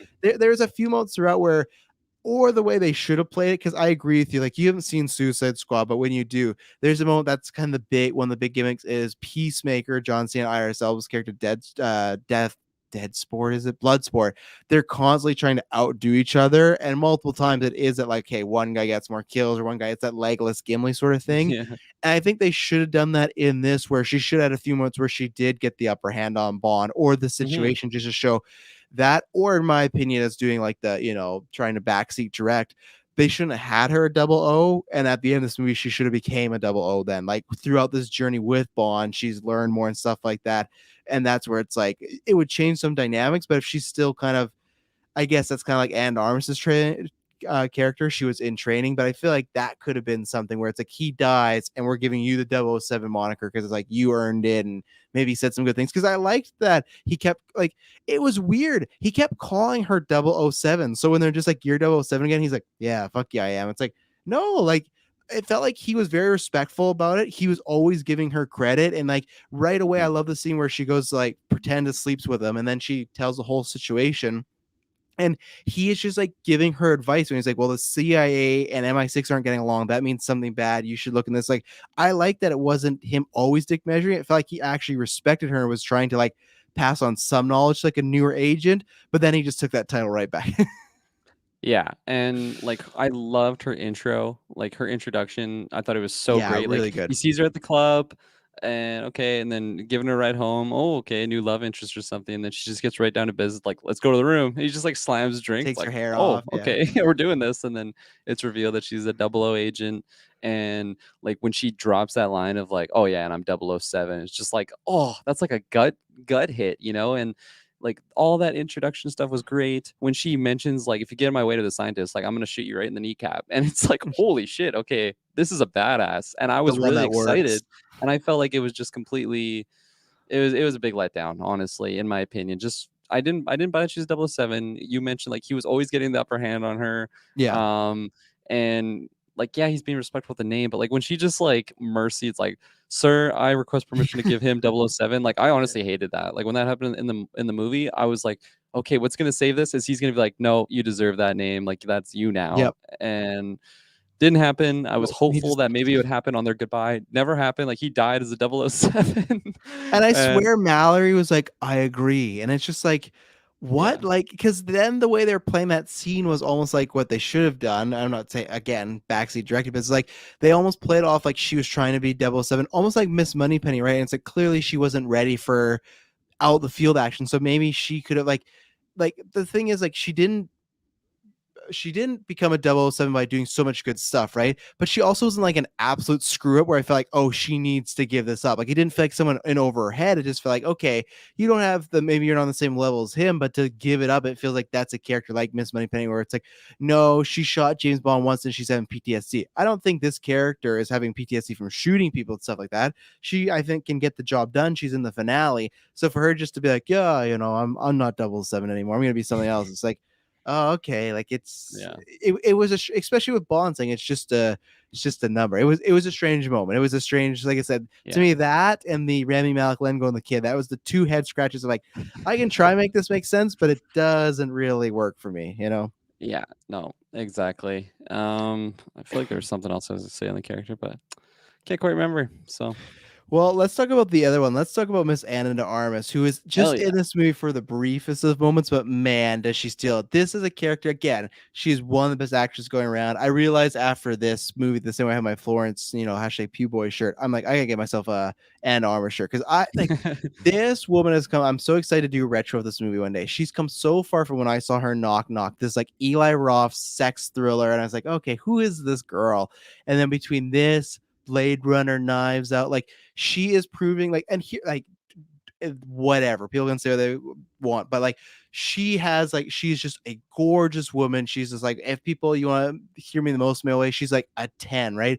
But you know what's great about her is like that doesn't matter because she's just such like a versatile actress that like I named all these characters and they're all different and she can play them so different. So it's like, yeah, she's a good looking woman, but the most important thing, and which is like a good value on top of that, she's like just such a phenomenal actress. And right away, it's like, okay, you see Anna Armas first off, and you go, okay, that's her. She's in the gorgeous dress, stuff like that. But then give it like a minute or two, and you're invested in this new character she's playing, and like this bubbly, like just excited to be an agent, like first on the job, and like Bond, like, oh, I like you and stuff. Like, I love that. It's like almost like Bond before like the years of torture and betrayals happen. Like that's what we're going to see. Like this young plucky agent just starting, and they gave her this cool arsenal and all these great moments, and like she was very cute with Bond, and not cute in a way of like sexual, but just cute in the way of like, oh no, we're not here for that. Like this is, you're supposed to dress and everything like that. And he's like, you turn around, like, oh yeah, I should turn around. Like I loved every second she was on screen. And again, that was like for me, that moment was like, okay, if we never see this character again, waste, in my opinion, waste. Like series, movie, these characters, especially her, like, oh yeah, I want to see more of her and her adventures and whatnot. It was a really good segment in the film. Just again, they also did, I'm pretty sure, like a almost like Spanish version of the Bond theme at one moment, and man, it was fucking good. So Yeah. I mean, I don't even have to speak to it. Gorgeous woman. But like also I feel like it's one thing to just like physically be beautiful, but like she's just so charming, like personality yes, wise. Like it's just so easy to like her as an actress. Like everything I've seen her in has just been, I've liked her character, and Like yeah, she's got this like She has that Emma Stone Latin quality where you mystique just to her. Yeah. it's like Emma Stone when she plays like all her roles, but Yeah. when she plays No, Gwen Stacy, totally. it's just like right away you fall in love with that character. Like man, and they become that character. You just nail it, you know. Yeah, and like I think the short like her screen time kind of surprised me. Mm. I thought she was gonna be more in it. But like when we said goodbye to her, I was like, okay, we're probably not gonna see her again. But like that was a great like that was just a great usage of that character. Like yeah, it I agree with you. I think it's a waste if we never see her again. But she was just so like she just fit that role so well, and it's so easy to just be like an attractive. Maybe it's not so easy. I don't think I could do it, but it like you could just put in an attractive Bond girl, but No, like you can because as that's what they did for fucking 50 years. It's not yeah. all the, but like the majority of them are just like, let's get a model who can kind of act, you know? Yeah, but like as soon as she started talking and like the way that she was talking, her line deliveries, it's like, oh, okay, there's so much more to this character that like I just wasn't expecting because like all I think she only wears actually the one outfit in the entire movie. Mhm. Yeah, no, she definitely does just the one dress. So, like that's what we saw in the trailer. So I'm like, okay, what are we gonna see with this character? Is she gonna have layers or anything like that? But we didn't really get that. But just her first impression, it just like killed it. Like she was so innocent, so charming.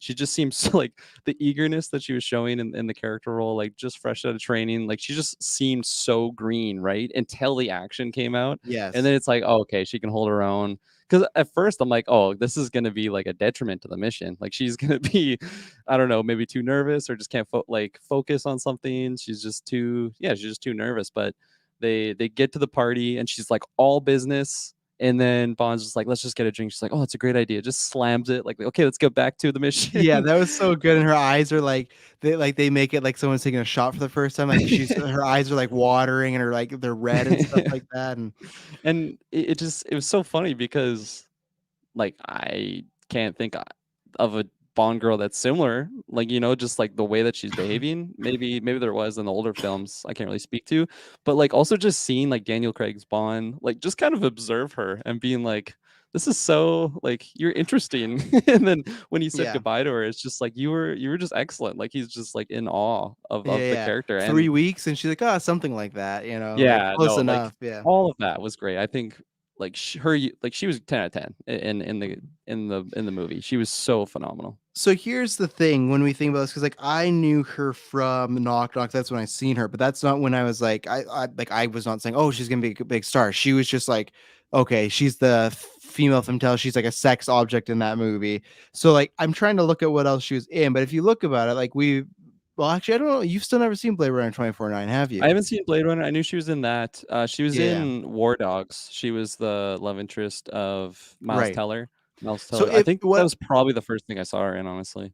So what I was looking at though was production got delayed, but it was originally supposed to start in I think they said December of 2018.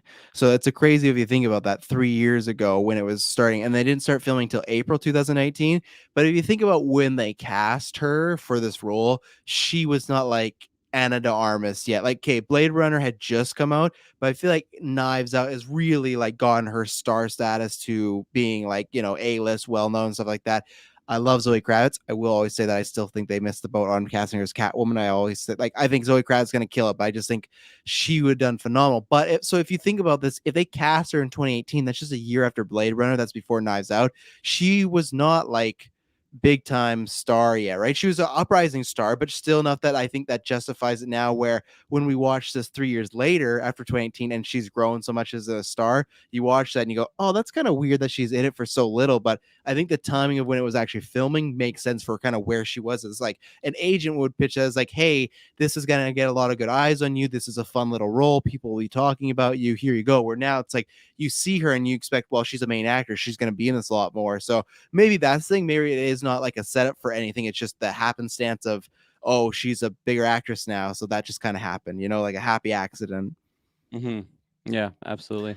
Let's talk, or actually, let's take one of our last ad breaks, and then I want to talk about Blowfield because we've not gotten a Blowfield. So we'll be right back.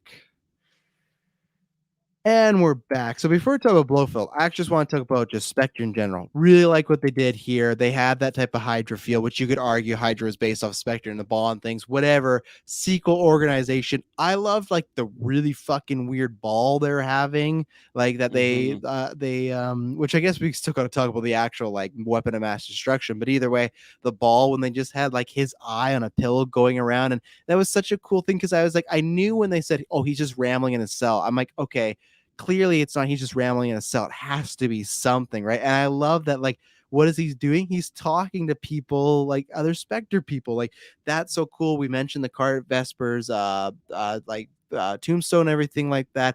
This whole thing of, this guy who has a bunch of goats gets a call from someone, says release his goats. It says, or what? Or we'll kill you. And like even then when they had Bond in the courtyard and they're shooting the car, they had somebody ring the bell so no one would hear the gunshots going off. Like, to me, this really felt way more than they tried to do in Quantum, they tried to do in Spectre. This felt way more of the we have people everywhere and we are running. And when they had that thing where they went in the USB and they just saw like all these names, like thousands of names of just people that are associated with Spectre, it's like, holy shit, like this thing is so deep. And I think everything was done well. I think Christoph Waltz of Blofeld was like good enough. I don't know if I ever like really love his rendition of Blofeld, but I liked it enough here. Like I feel like he's still like, I'd still actually put him below Rami. I'd put him below Mads and Javier for sure. So, but I think the scene served its purpose other than like I just author of your pain meme, LOL, like that sort of thing came up again. But I think it served its purpose and was good. And I like that it was like a kind of a baton pass, like he and Spectre, the big bad guy, and then they all get taken out. Very cool subversion expectations at the party, and then you get the new bad guy. So I love what they did with Spectre. I think Blofeld was like good enough for me. Yeah, he's still above Green. Yeah, yes, 100%. Yeah. And yeah, maybe it's just because he was so much more of a side villain in this movie. Like he's just he's literally just in chains the entire time that he's in Yeah. this movie. He's a plot And point. maybe that helped like me liking the character a little bit more because Christoph Waltz is still Christoph Waltz, like in those line deliveries, he's doing it. Like he's I can still see the performance of Christoph Waltz in there. And like it was kind of fun to see this side of him where he's not just like, I'm the author of your pain, look at me, like I am the head of Hydra, like Yeah. like that type of villain that we kind of got in Spectre. Like I was like the Sheaf was mine, Silva was mine, like all these things. In this, like when we first see him like in person with Bond, like he's kind of like a defeated like because he literally just lost like all of his Yes. Spectre mates, right? And he's kind of defeated, but at the same time he's still like a villain. Like, oh, he's trying to push James Bond's buttons there. Mhm. He's trying to get under Great his entrance skin. with the door, like the music and the Okay, door. And yeah. so like it made it seem like he was much more of a bigger villain than it Like a actually like. cannibal, like Hannibal Lecter or Yeah, something yeah, like coming in. it felt like a huge return where it's like, it's just Blofeld. But like I really like they made it feel like it was this big deal, like him and Madeline in the prison there, and like she's shaking and stuff like that, like all this stuff, like really well done entrance for the character. Yeah, 100%. And again, maybe it's just it wasn't as big a stakes, but like his lines, it wasn't bothering me like it did in Mhm. Spectre. It was like, okay. And then as soon as Bond like grabbed Madeline's arm, I'm like, I kind of know what's gonna happen here. Yeah. But at the same time, I wasn't really mad with it. Maybe I was cringing a little bit when Bond was like, "Screw you, you're gonna die. You're gonna." Then he's just like Die, choking die. him He's there. just like saying Yeah, die over and over. Yeah.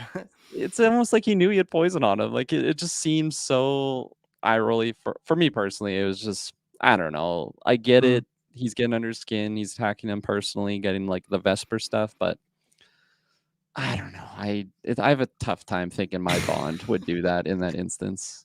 I don't He's know. been retired for 5 years though, and I just laugh. True. Like obviously it worked because the kids, but you get that whole train thing, and then the end credit or like the credits, and then it's like 5 years later. I was like, oh fuck, here we go. This trope This of is a pattern, yeah. 100%. Like I just Endgame. What was chuckle the other one now. that we had There was with a the 5 years? string of them for a while where it's Yeah. just like 5 years later. It's like, yeah, okay. Like I'd have to write them all down. But I think we've mentioned this on reviews multiple times now. Of, okay, we're jumping 5 years. Cool, Yeah.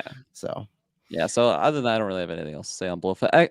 Actually, I guess the ball just adding on to what you said, I thought that was so great, especially because they're there for a Yeah. mission, don't really know what's going on, and then they start seeing they have earpieces, they tune in, okay, they're hearing it, and then once you see the eye like moving around, that's when I kind of clued in that like, okay, he's actually like there, even though he's in a Mhm. cell, and then all of a sudden, like when the shift, it's kind of like in that scene in Spectre, actually, when they're in like the ballroom, and then Yeah. he's just like, "Oh, you finally joined us, James." And then like the light goes on him, and he looks up, and it's like, "Oh my god, okay." Very similar feeling in the ball, and it's like, "Holy shit, things are gonna get real." And then he looks up, and the gas is coming down with like the Spectre sign, and then that's when it's kind of twisted that like, "Oh no, there's actually another party at play here." And then all the Spectre members die. That was a really fun twist, and I really like that scene. Well, and that's what I referred back to earlier. I agree with you. One, I really like that twist, but two, I feel like this is easily the most classic gadgety Bond one because you have just the eye alone where he's seeing through other people's eye. You have a villain whose name is Cyclops, which I appreciate. Between Cyclops and Logan Ash, I like little mini bosses throughout a Bond film. We've talked about that, so I like that right away. They showed this guy with the one eye; he's really buggy. But I liked too when they jump 5 years later he seemed like a lot more calmer and confident. He wasn't just some lackey. He was actually like seemed like one of the top guys, Cyclops. So I liked that. But you have the eye.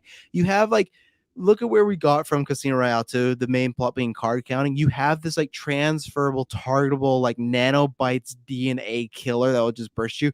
Like I'm fine with it because I love this movie. I went with it, but that's some of the most cartoony James Bondy shit ever. And that's why if you don't like that, I could see but like the whole thing of like even the way like he like gets Madeline and Mad's blood or like the kid's blood, and like he somehow makes that into a weapon, so he turns that against Bond and puts his blood in it. Like it's so like I'm sure something happened, but it's just so like over the top of where we started this like the Craig series was. But you have Mhm. that, you have the scientist who jumped down the elevator shaft with all those magnets, you had the car that was decked out with like grenades, machine guns, like it had classic gadgets. So this one leaned very heavy into fantastical stuff. They'd grounded as much as they could, but they definitely had some very stuff where it's like, man, like when every time they explained the nano weapon of mass destruction, I was like, okay. And even then too, I love when Mallory explained it, like it was not supposed to be a weapon. It's just like this did not sound like a good idea for you to use. Even like it was, I don't think they explained that great enough to be like, to justify him doing this, you know. But yeah, those are my thoughts on very gadget heavy or fantastical heavy at times. Yeah, and since we're mentioning gadgets, we got to get to one of my favorite scenes in the entire movie is the Aston Martin like chase scene, and Mhm. we actually get to see him. You know, he's in like a made for him Aston Martin. Inspector, we got like 009's Aston Martin, no ammo. He got like a 009's playlist in there, whereas this one like he had like the little like mines that he went out, or like when he like drifted, took Yeah. out a couple cars. We had like the mini guns on the front, which I don't know how you felt about that scene, but I absolutely loved it when like Oh yeah. when Madeline's just freaking out and he's just sitting there and they're all just shooting and it's just like, I dude, felt like I for a don't care moment. what. Sorry. Oh, I just felt like for a moment he was considering like I should maybe just die. Like I think I he think he was in that was moment. considering Yes. that, and like he was a lot of stuff was going through his mind, but like just if I'm thinking about like the mechanics of the car, and it doesn't matter how many fucking shots hit that thing, it's never gonna get destroyed. And like you see Mhm. the truck that like hit the Aston Martin, it's like completely squished. The Aston Martin's got like some scratches on it, and I Yeah. don't care if we get into like year 3000, I am never going to get tired of just seeing like MI6 gadgetry and just like how high Mhm. tech it is. And it doesn't matter what the situation is, he's always got like whether it's a grappling hook, bulletproof windows, like I just love his gadgets. And maybe it's a nostalgia thing because I'm like reminiscing of playing like the James Bond games, and I just love the Mhm. gadgets that you could use in those games. The Aston Martin scenes are like my favorite, and I just, yeah, no, that scene was so glorious. And like I mentioned before, like it's in like my favorite Aston Martin style car, the Yeah. minigun when he's just like drifting and he turns on the smoke. Like it was just so great. I love that scene so much. No, I agree. I'm always down for Bond gadgets. I get what they were doing when we started the Craig franchise, like oh more grounded. I think we had to do that, but I think there's like a happy balance. I think this one still goes over that balance a bit. Not for me, but I definitely think if people want the more realistic stuff, there's some really kooky shit in here. It's like, yeah, this would not work. But for me, I'm like, I'm fine with it. Like, bring it on. You know, like I Yeah. that's why I'm here to see Bond get the latest tech from MI6. You know, it's called Since radio.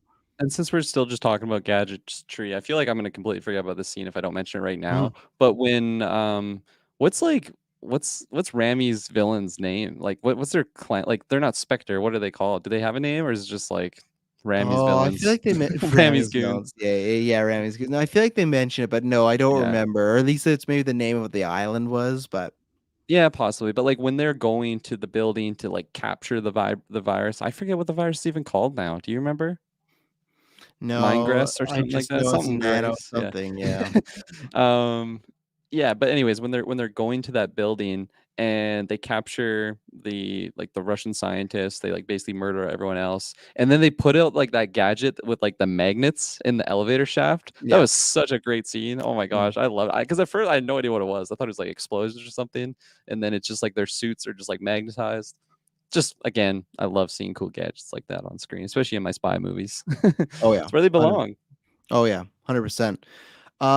Anything else? I got one more thing to show, but anything else note wise you wanted to talk about before Um, we close this you, out and give a you rating? mentioned Cyclops, and like I agree with you. I do like these little mini boss villains. Yeah. I didn't like this guy as Batista, and it's funny because And Batista had like zero lines. This guy had some lines, but whether it's yeah. his haircut, his like mad eye moody look, honestly, like when, Yeah, it was a when, little bit. I feel like they toned it down when they jumped the 5 years, but the first time we yeah, saw him, it was really Mad Eye he Moody. could That's have a good been call out. like just came out with the surgery, so maybe it's all fresh and it looks weird. But like when Bond jumps off the bridge and he like takes his glasses off, Shay and I both just like burst out laughing. Like it was just it was like a shock Yeah, of just seeing like holy shit, Mad Eye Moody's in it was this like, scene. oh, what are we And in for? part of me is like, God, I hope that it's not just like the actor's look and I'm just making fun of this guy. No, it No way. I actually was ended like, up nah, they being put this guy in for a reason. it just looks so strange, but I don't know. Maybe I just like Batista a lot too, so that helps. But yeah, I agree with you. I like the side villains, but this guy didn't particularly scratch my itch. Mm. Didn't even really talk about Logan Ash. I liked the humor stuff with him, like him, Bond, and Felix when they're all in like the club. Yeah. I I thought that was good. Just him like kind of being a fan of Bond and also just very by the book. But honestly, I know it gets us to the point where like Felix dies and it advances the plot, and then it's like a reason for the Russian scientist to just disappear with him. But I don't know. I feel like honestly, I was expecting Double Seven to just like smack him in the mouth when he was like, "No, you can't do that. You can't do that." And then there's like a moment where they all kind of look and like realize that he's a bad guy. They're just like kind of looking there. There's like there's a CIA agent and an MI6 agent, and none of them could just like, I don't know, two v one him. Well, they're I not know it's 100% been sure. And Felix got shot right away, though. He, like, right when that fight that's started, true. boom, you That know, is he was down for true. the count. I still thought that Bond was going to be able to dismantle this guy in that room. He's slippery. He is slippery, and like I said before, I understand it's just to advance the movie. Shouldn't complain about too much, but in that moment, I'm like, "Come on, Bond, you could have done Mm. that." And like, if he did do that, Felix, I don't know if he'd still be alive. He would have had a better chance, though. He could have like helied out. Who knows? Maybe 007. The other 007 would have came and saved them. Probably Yeah. not. No. She's too busy. Like, should I give it the name? Should I not give it the name? What? Anything else? Any notes? I love the scene when Moneypenny and Bond are like, "Oh, what are you doing for Just dinner?" And then they just yeah. crash Q's house.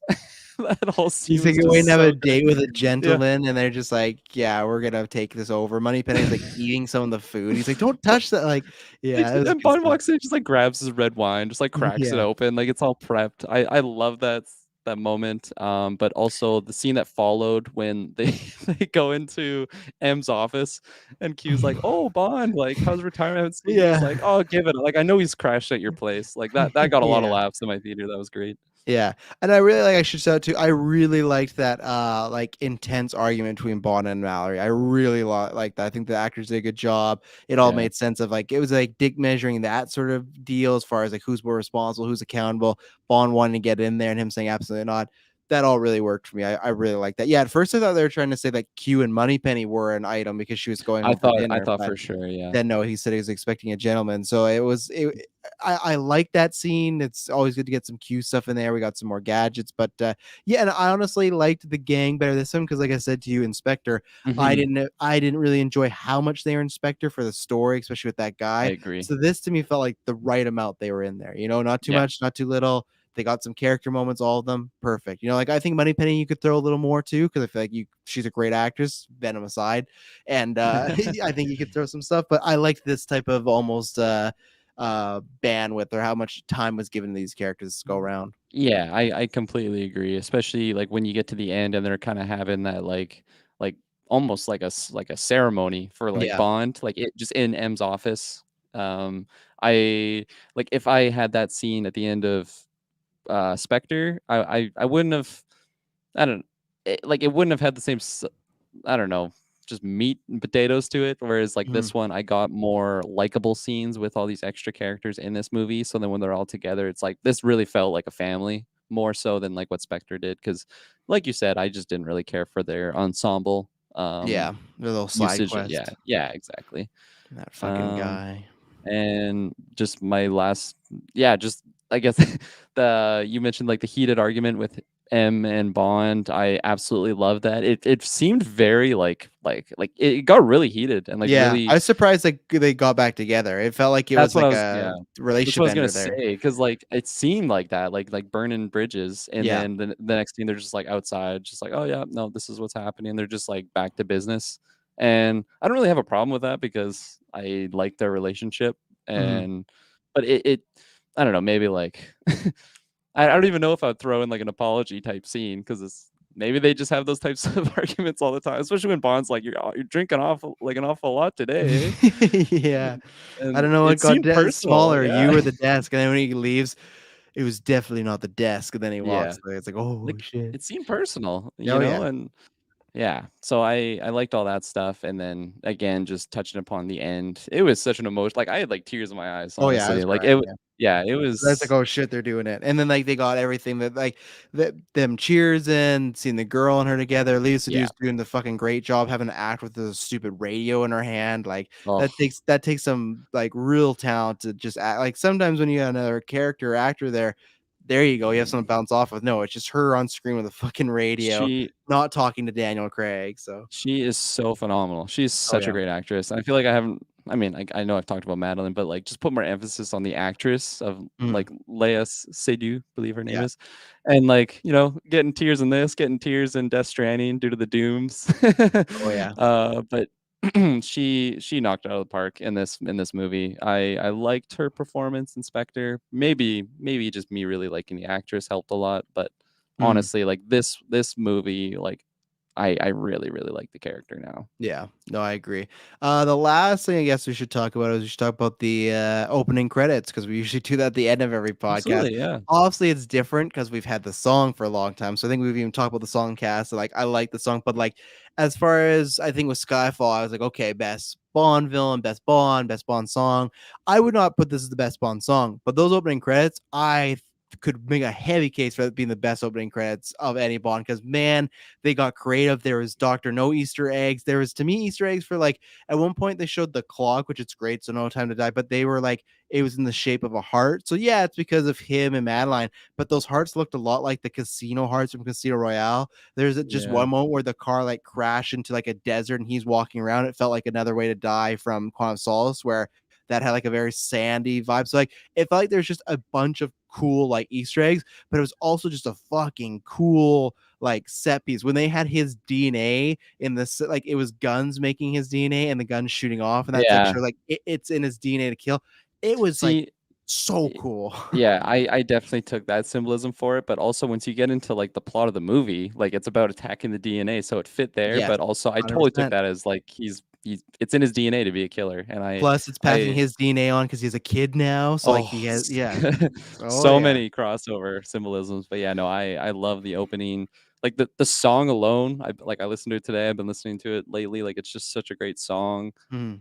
I don't know if it's quite the Adele level. I feel like Yeah, it Adele can't get that to is one me, of those no. I feel like she's one of those people that's like she was, like, born to just do a James Bond song. Like, she's got Yeah. it. Billie Eilish was great, and I like it was funny because the opening credits, I don't even know how long these opening credits, like, the averages in these Bond movies, but, like, it seemed pretty long, especially because I had, like, just heard the song today, so I'm like, "'Kay, I really hope they get to, like, the moment when she just, like, crescendos and, like, just gets, like, into the highs because I wanna hear that, that's, like, my favorite part of the song, but I'm Mhm. like, fuck, like that feels like a minute away, you know, like while I'm watching like the opening credit. And then we actually got to that point. I'm like, okay, yeah, that's what I wanted, and I got that. So I was really happy with it. And the animations were sweet.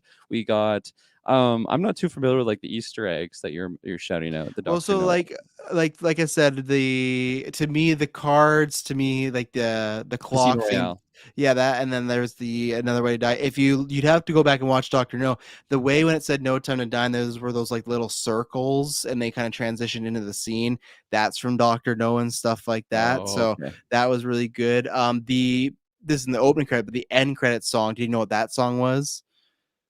Can't even All remember so hearing it. it was all he says, "You have all the time in the world." That is a Bond theme, and the Bond theme they played is from On Her Majesty's Service, the George Lazenby one. But that end credit scene or end credit song is a Bond theme from the past Oh, and okay. stuff like that. So there was lots. I really love. There's one shot too where when they had like the porcelain mask that Rami was wearing, and then they turned Bond's gun into that, and Yeah, like when it shoots, it explode. That was really cool. I liked that. And he yeah, had no, Vespa, obviously she was in there too. Or, like the gun that's bolts great. made a Vespa face, so Yeah, no, or and like Vesper. Vesper. I I don't know. I've I said never Vespa correct since you too when 2006. you say Yeah. that. Emily always does. She's like, she's not a fucking car. She's a woman. I'm like, I know. The I've always scooter. thought, because for some reason, when I watched that movie for the first time, I thought it was Vespa, and I've never stopped. So Vesper. Vesper, yeah. God, I think there was something else I was gonna say on the opening credit, but it's past me now, so Mm. unfortunate. Well, Kirk and Patzer, what would you give No Time to Die out of 10? Yeah, I feel like this is gonna be one where I look back on it and I kind of kick myself because maybe I'll just be able to watch it more and like really because all of the character stuff with Bond, it was so fresh, so new, so something we've never seen before. Mm. And Daniel Craig just got very like he just nailed all the emotional stuff. This was a very vulnerable 007 that we saw. Oh yeah, you could Um argue it's his best performance out of the ones. I think yeah, like I it's always like, 'cause- even though I love Skyfall, I feel like lots of people, and myself, might give Casino Royale the edge over because it's like that origin story, and he's very like cocky, and it's like a great Bond. But this one, like he yeah. gets to do that, but it's great seeing him in this new light.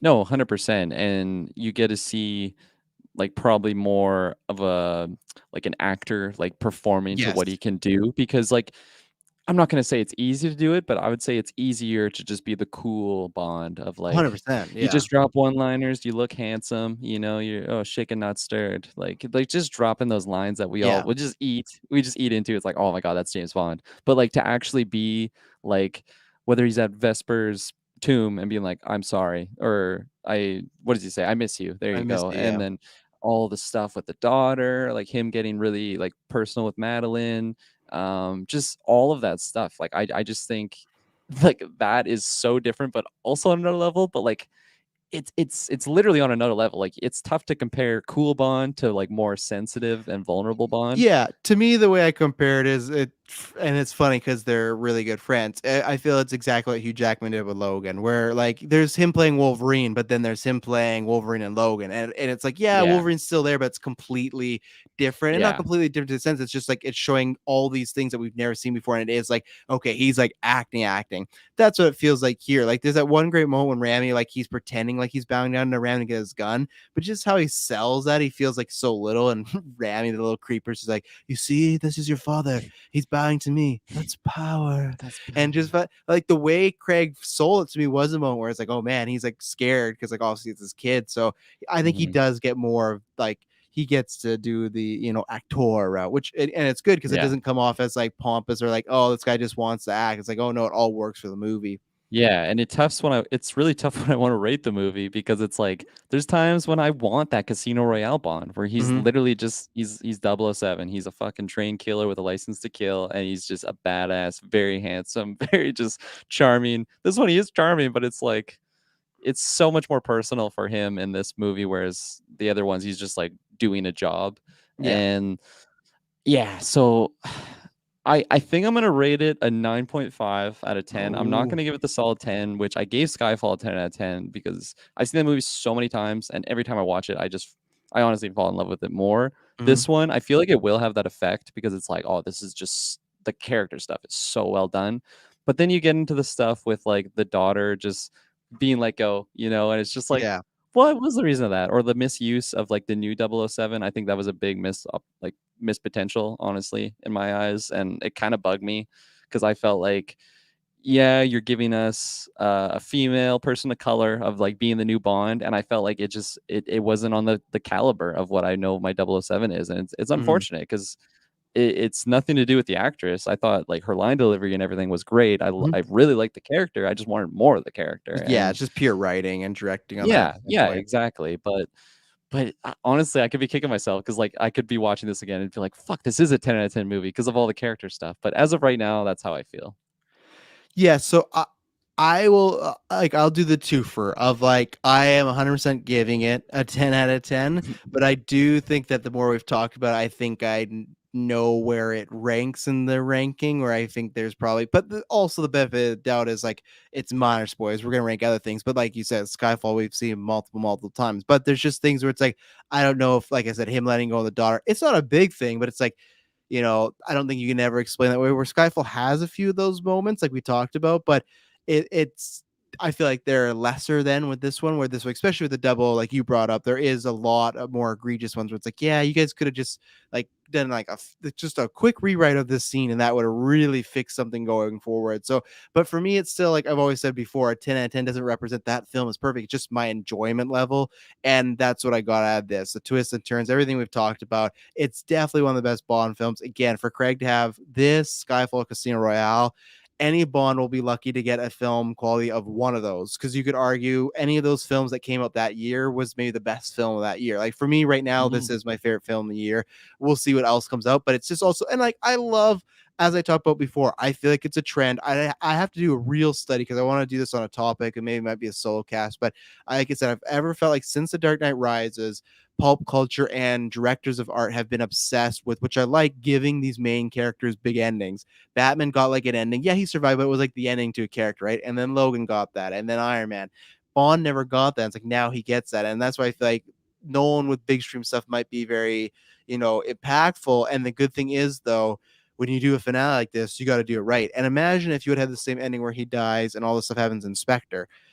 That would have stood out because like it would have been like, oh, you got this really great ending with Bond, but the rest of the film's fine. At least that we may have these problems, but at least the whole film overall is great. So then when you get to the ending, it feels even more better. And I think that's what made that ending hit. Of like anytime, even in a shit movie, Daniel Craig being killed off, you would have felt something, right? Because it's like, oh, that's our Bond for the past, like, since 2006, right? But the fact that it is like it's preceded by all these great events and character stuff with that character specifically and characters around him, I think it really works. And it's very unique. Like we talked about, like some of the risks they took with Skyfall and Silva, they did that with the daughter, they did that with the deaf, they did that with some of the flashback and Madeline, like Bond girl choices. And again, some of these things we talk about, the deaf, the daughter, that could have easily been done poorly and really brought down a film or feel like a gimmick, but it didn't here. And this is one that I can't wait to. Emily has not seen a movie yet since she's had Ellie, but we've said before, like, okay, I'm gonna go see again in the theaters, because we're like, okay, we're gonna invoke the grandma cross, because she's a big Bond fan anyway, so Nice. luckily she let me go see this. But yeah, obviously I told the story of Skyfall, but even before Skyfall, when that was our first kind of date thing, she Yeah, was doing a rewatch of all the Bond movies, and she had a notepad and she was like ranking them and doing her that's best of awesome. and stuff. So it was, some of the things that made me fell in love there. So like I was like, oh yeah, you got to see this. And I'm very excited to add this to the collection. And like I said, it made Spectre better, which is always good. So it won't feel like Yeah. Spectre. It might feel a little bit of a lull, but it's like, oh, this is the good setup for what's coming up in the next one. And it's, again, like I said, not that they care, but MGM, Amazon, I know Amazon, you just spent all that money for Bond, and I know you're probably frothing at the mouth to make yourself a Bond, but I think it is in your best, it is in your best consideration to maybe just wait like a little bit. But it's, at least for me, it gave us a good special send off, a la like we've gotten with like those other examples I just gave recently of like a Logan and something. It's on that level. So that's all I can ask for, and bravo to them. So yeah, 10/10 for me right Yeah. now. Favorite film, loved it.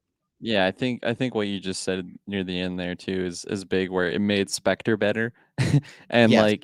like if because I got Skyfall, I think could have been a great ending to like Mhm. just the Daniel Craig era.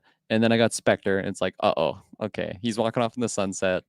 don't like this movie. Definitely not Yeah. as much as Skyfall. Like, You I would guess I just can't like it say I because it's don't. his last one. You just be like, Yeah, okay, yeah. exactly. And then going into this one, like one of the main things I was asking for is like I want a satisfying ending for Daniel Mhm. Craig, and I got it. Like I like every situation I prefer this ending for the character over Skyfall's ending. You know, like that's Yeah, a great ending 100%. for M and like that M, Judi Dench's M, but this one is just a perfect finish for Daniel Craig's Bond, and Mhm.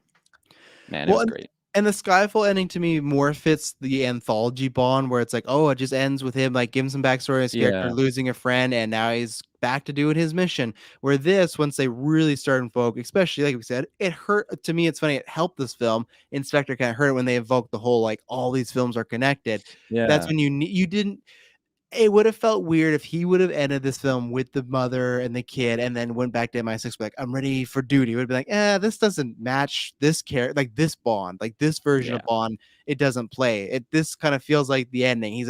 This Bond, you could always make the argument as a tragic character, but no one has written it or played it like a tragic character like Daniel Craig has. And as a tragic character who was so close, like you look at it, he was miles away from getting what he wanted, a life. And there is that one I forgot to shout out. There's that one great line of Blofeld being like, "Yeah, she didn't betray you. How do you feel like these last 5 years you could have been having a life, but you were just sitting around being empty in a hole of nothingness?" And like I think that does sit with Bond, and that's great because like if he and it's because Vesper and all this other stuff, but if he would have just taken a second and maybe gone on that train with her, it could have been completely different, and he could have had 5 years. Even if he would have still died, he could have still had those 5 years with with his kid at least. But it's a like I said, he's a tragic character and he got a tragic ending, but he saved the world at it, so there you go, yeah, Bond. So yeah. You gotta at least say I love you to Madeline. That was a nice little final word.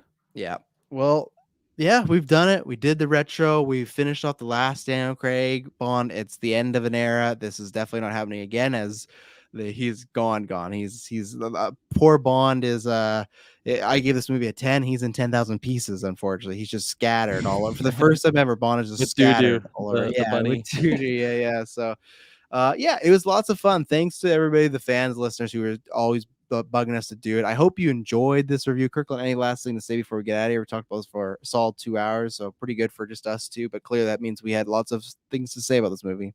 Absolutely. Yeah, no, this was longer than I was expecting, but it was good discussion, and there was just a lot to unravel in this Mhm. movie, and it was awesome.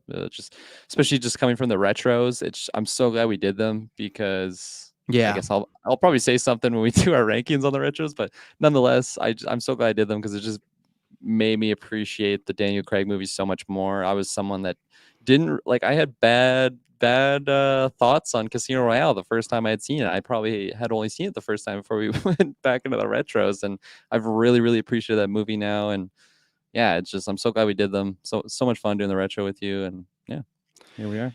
Yeah, now we're on Bond Watch. Now we're gonna be, That and that's much. what we'll do. And that's if anyone's wondering, oh, what about the other Bonds? This is way down the line, like years from now. But when they do another Bond, what we're gonna do is for Patreon, we're gonna put out a poll, and you guys are gonna pick out what era we do next of that, and that's what we'll do every Bond, and we'll pick an There we era and go. do it. But that will be fun too. Even though, like I said, I think they should wait a little longer. That will be fun when we get a new Bond and the new villain and new director like that. Like the lead up to the next one, the lead up to the first new person's one is always a fun time because even if it sucks, it's like, well, it's an event. So we'll see what happens. Thank you very much for tuning in to this very fun review, and I promise when you hear from us next, it'll not be boring. See you later.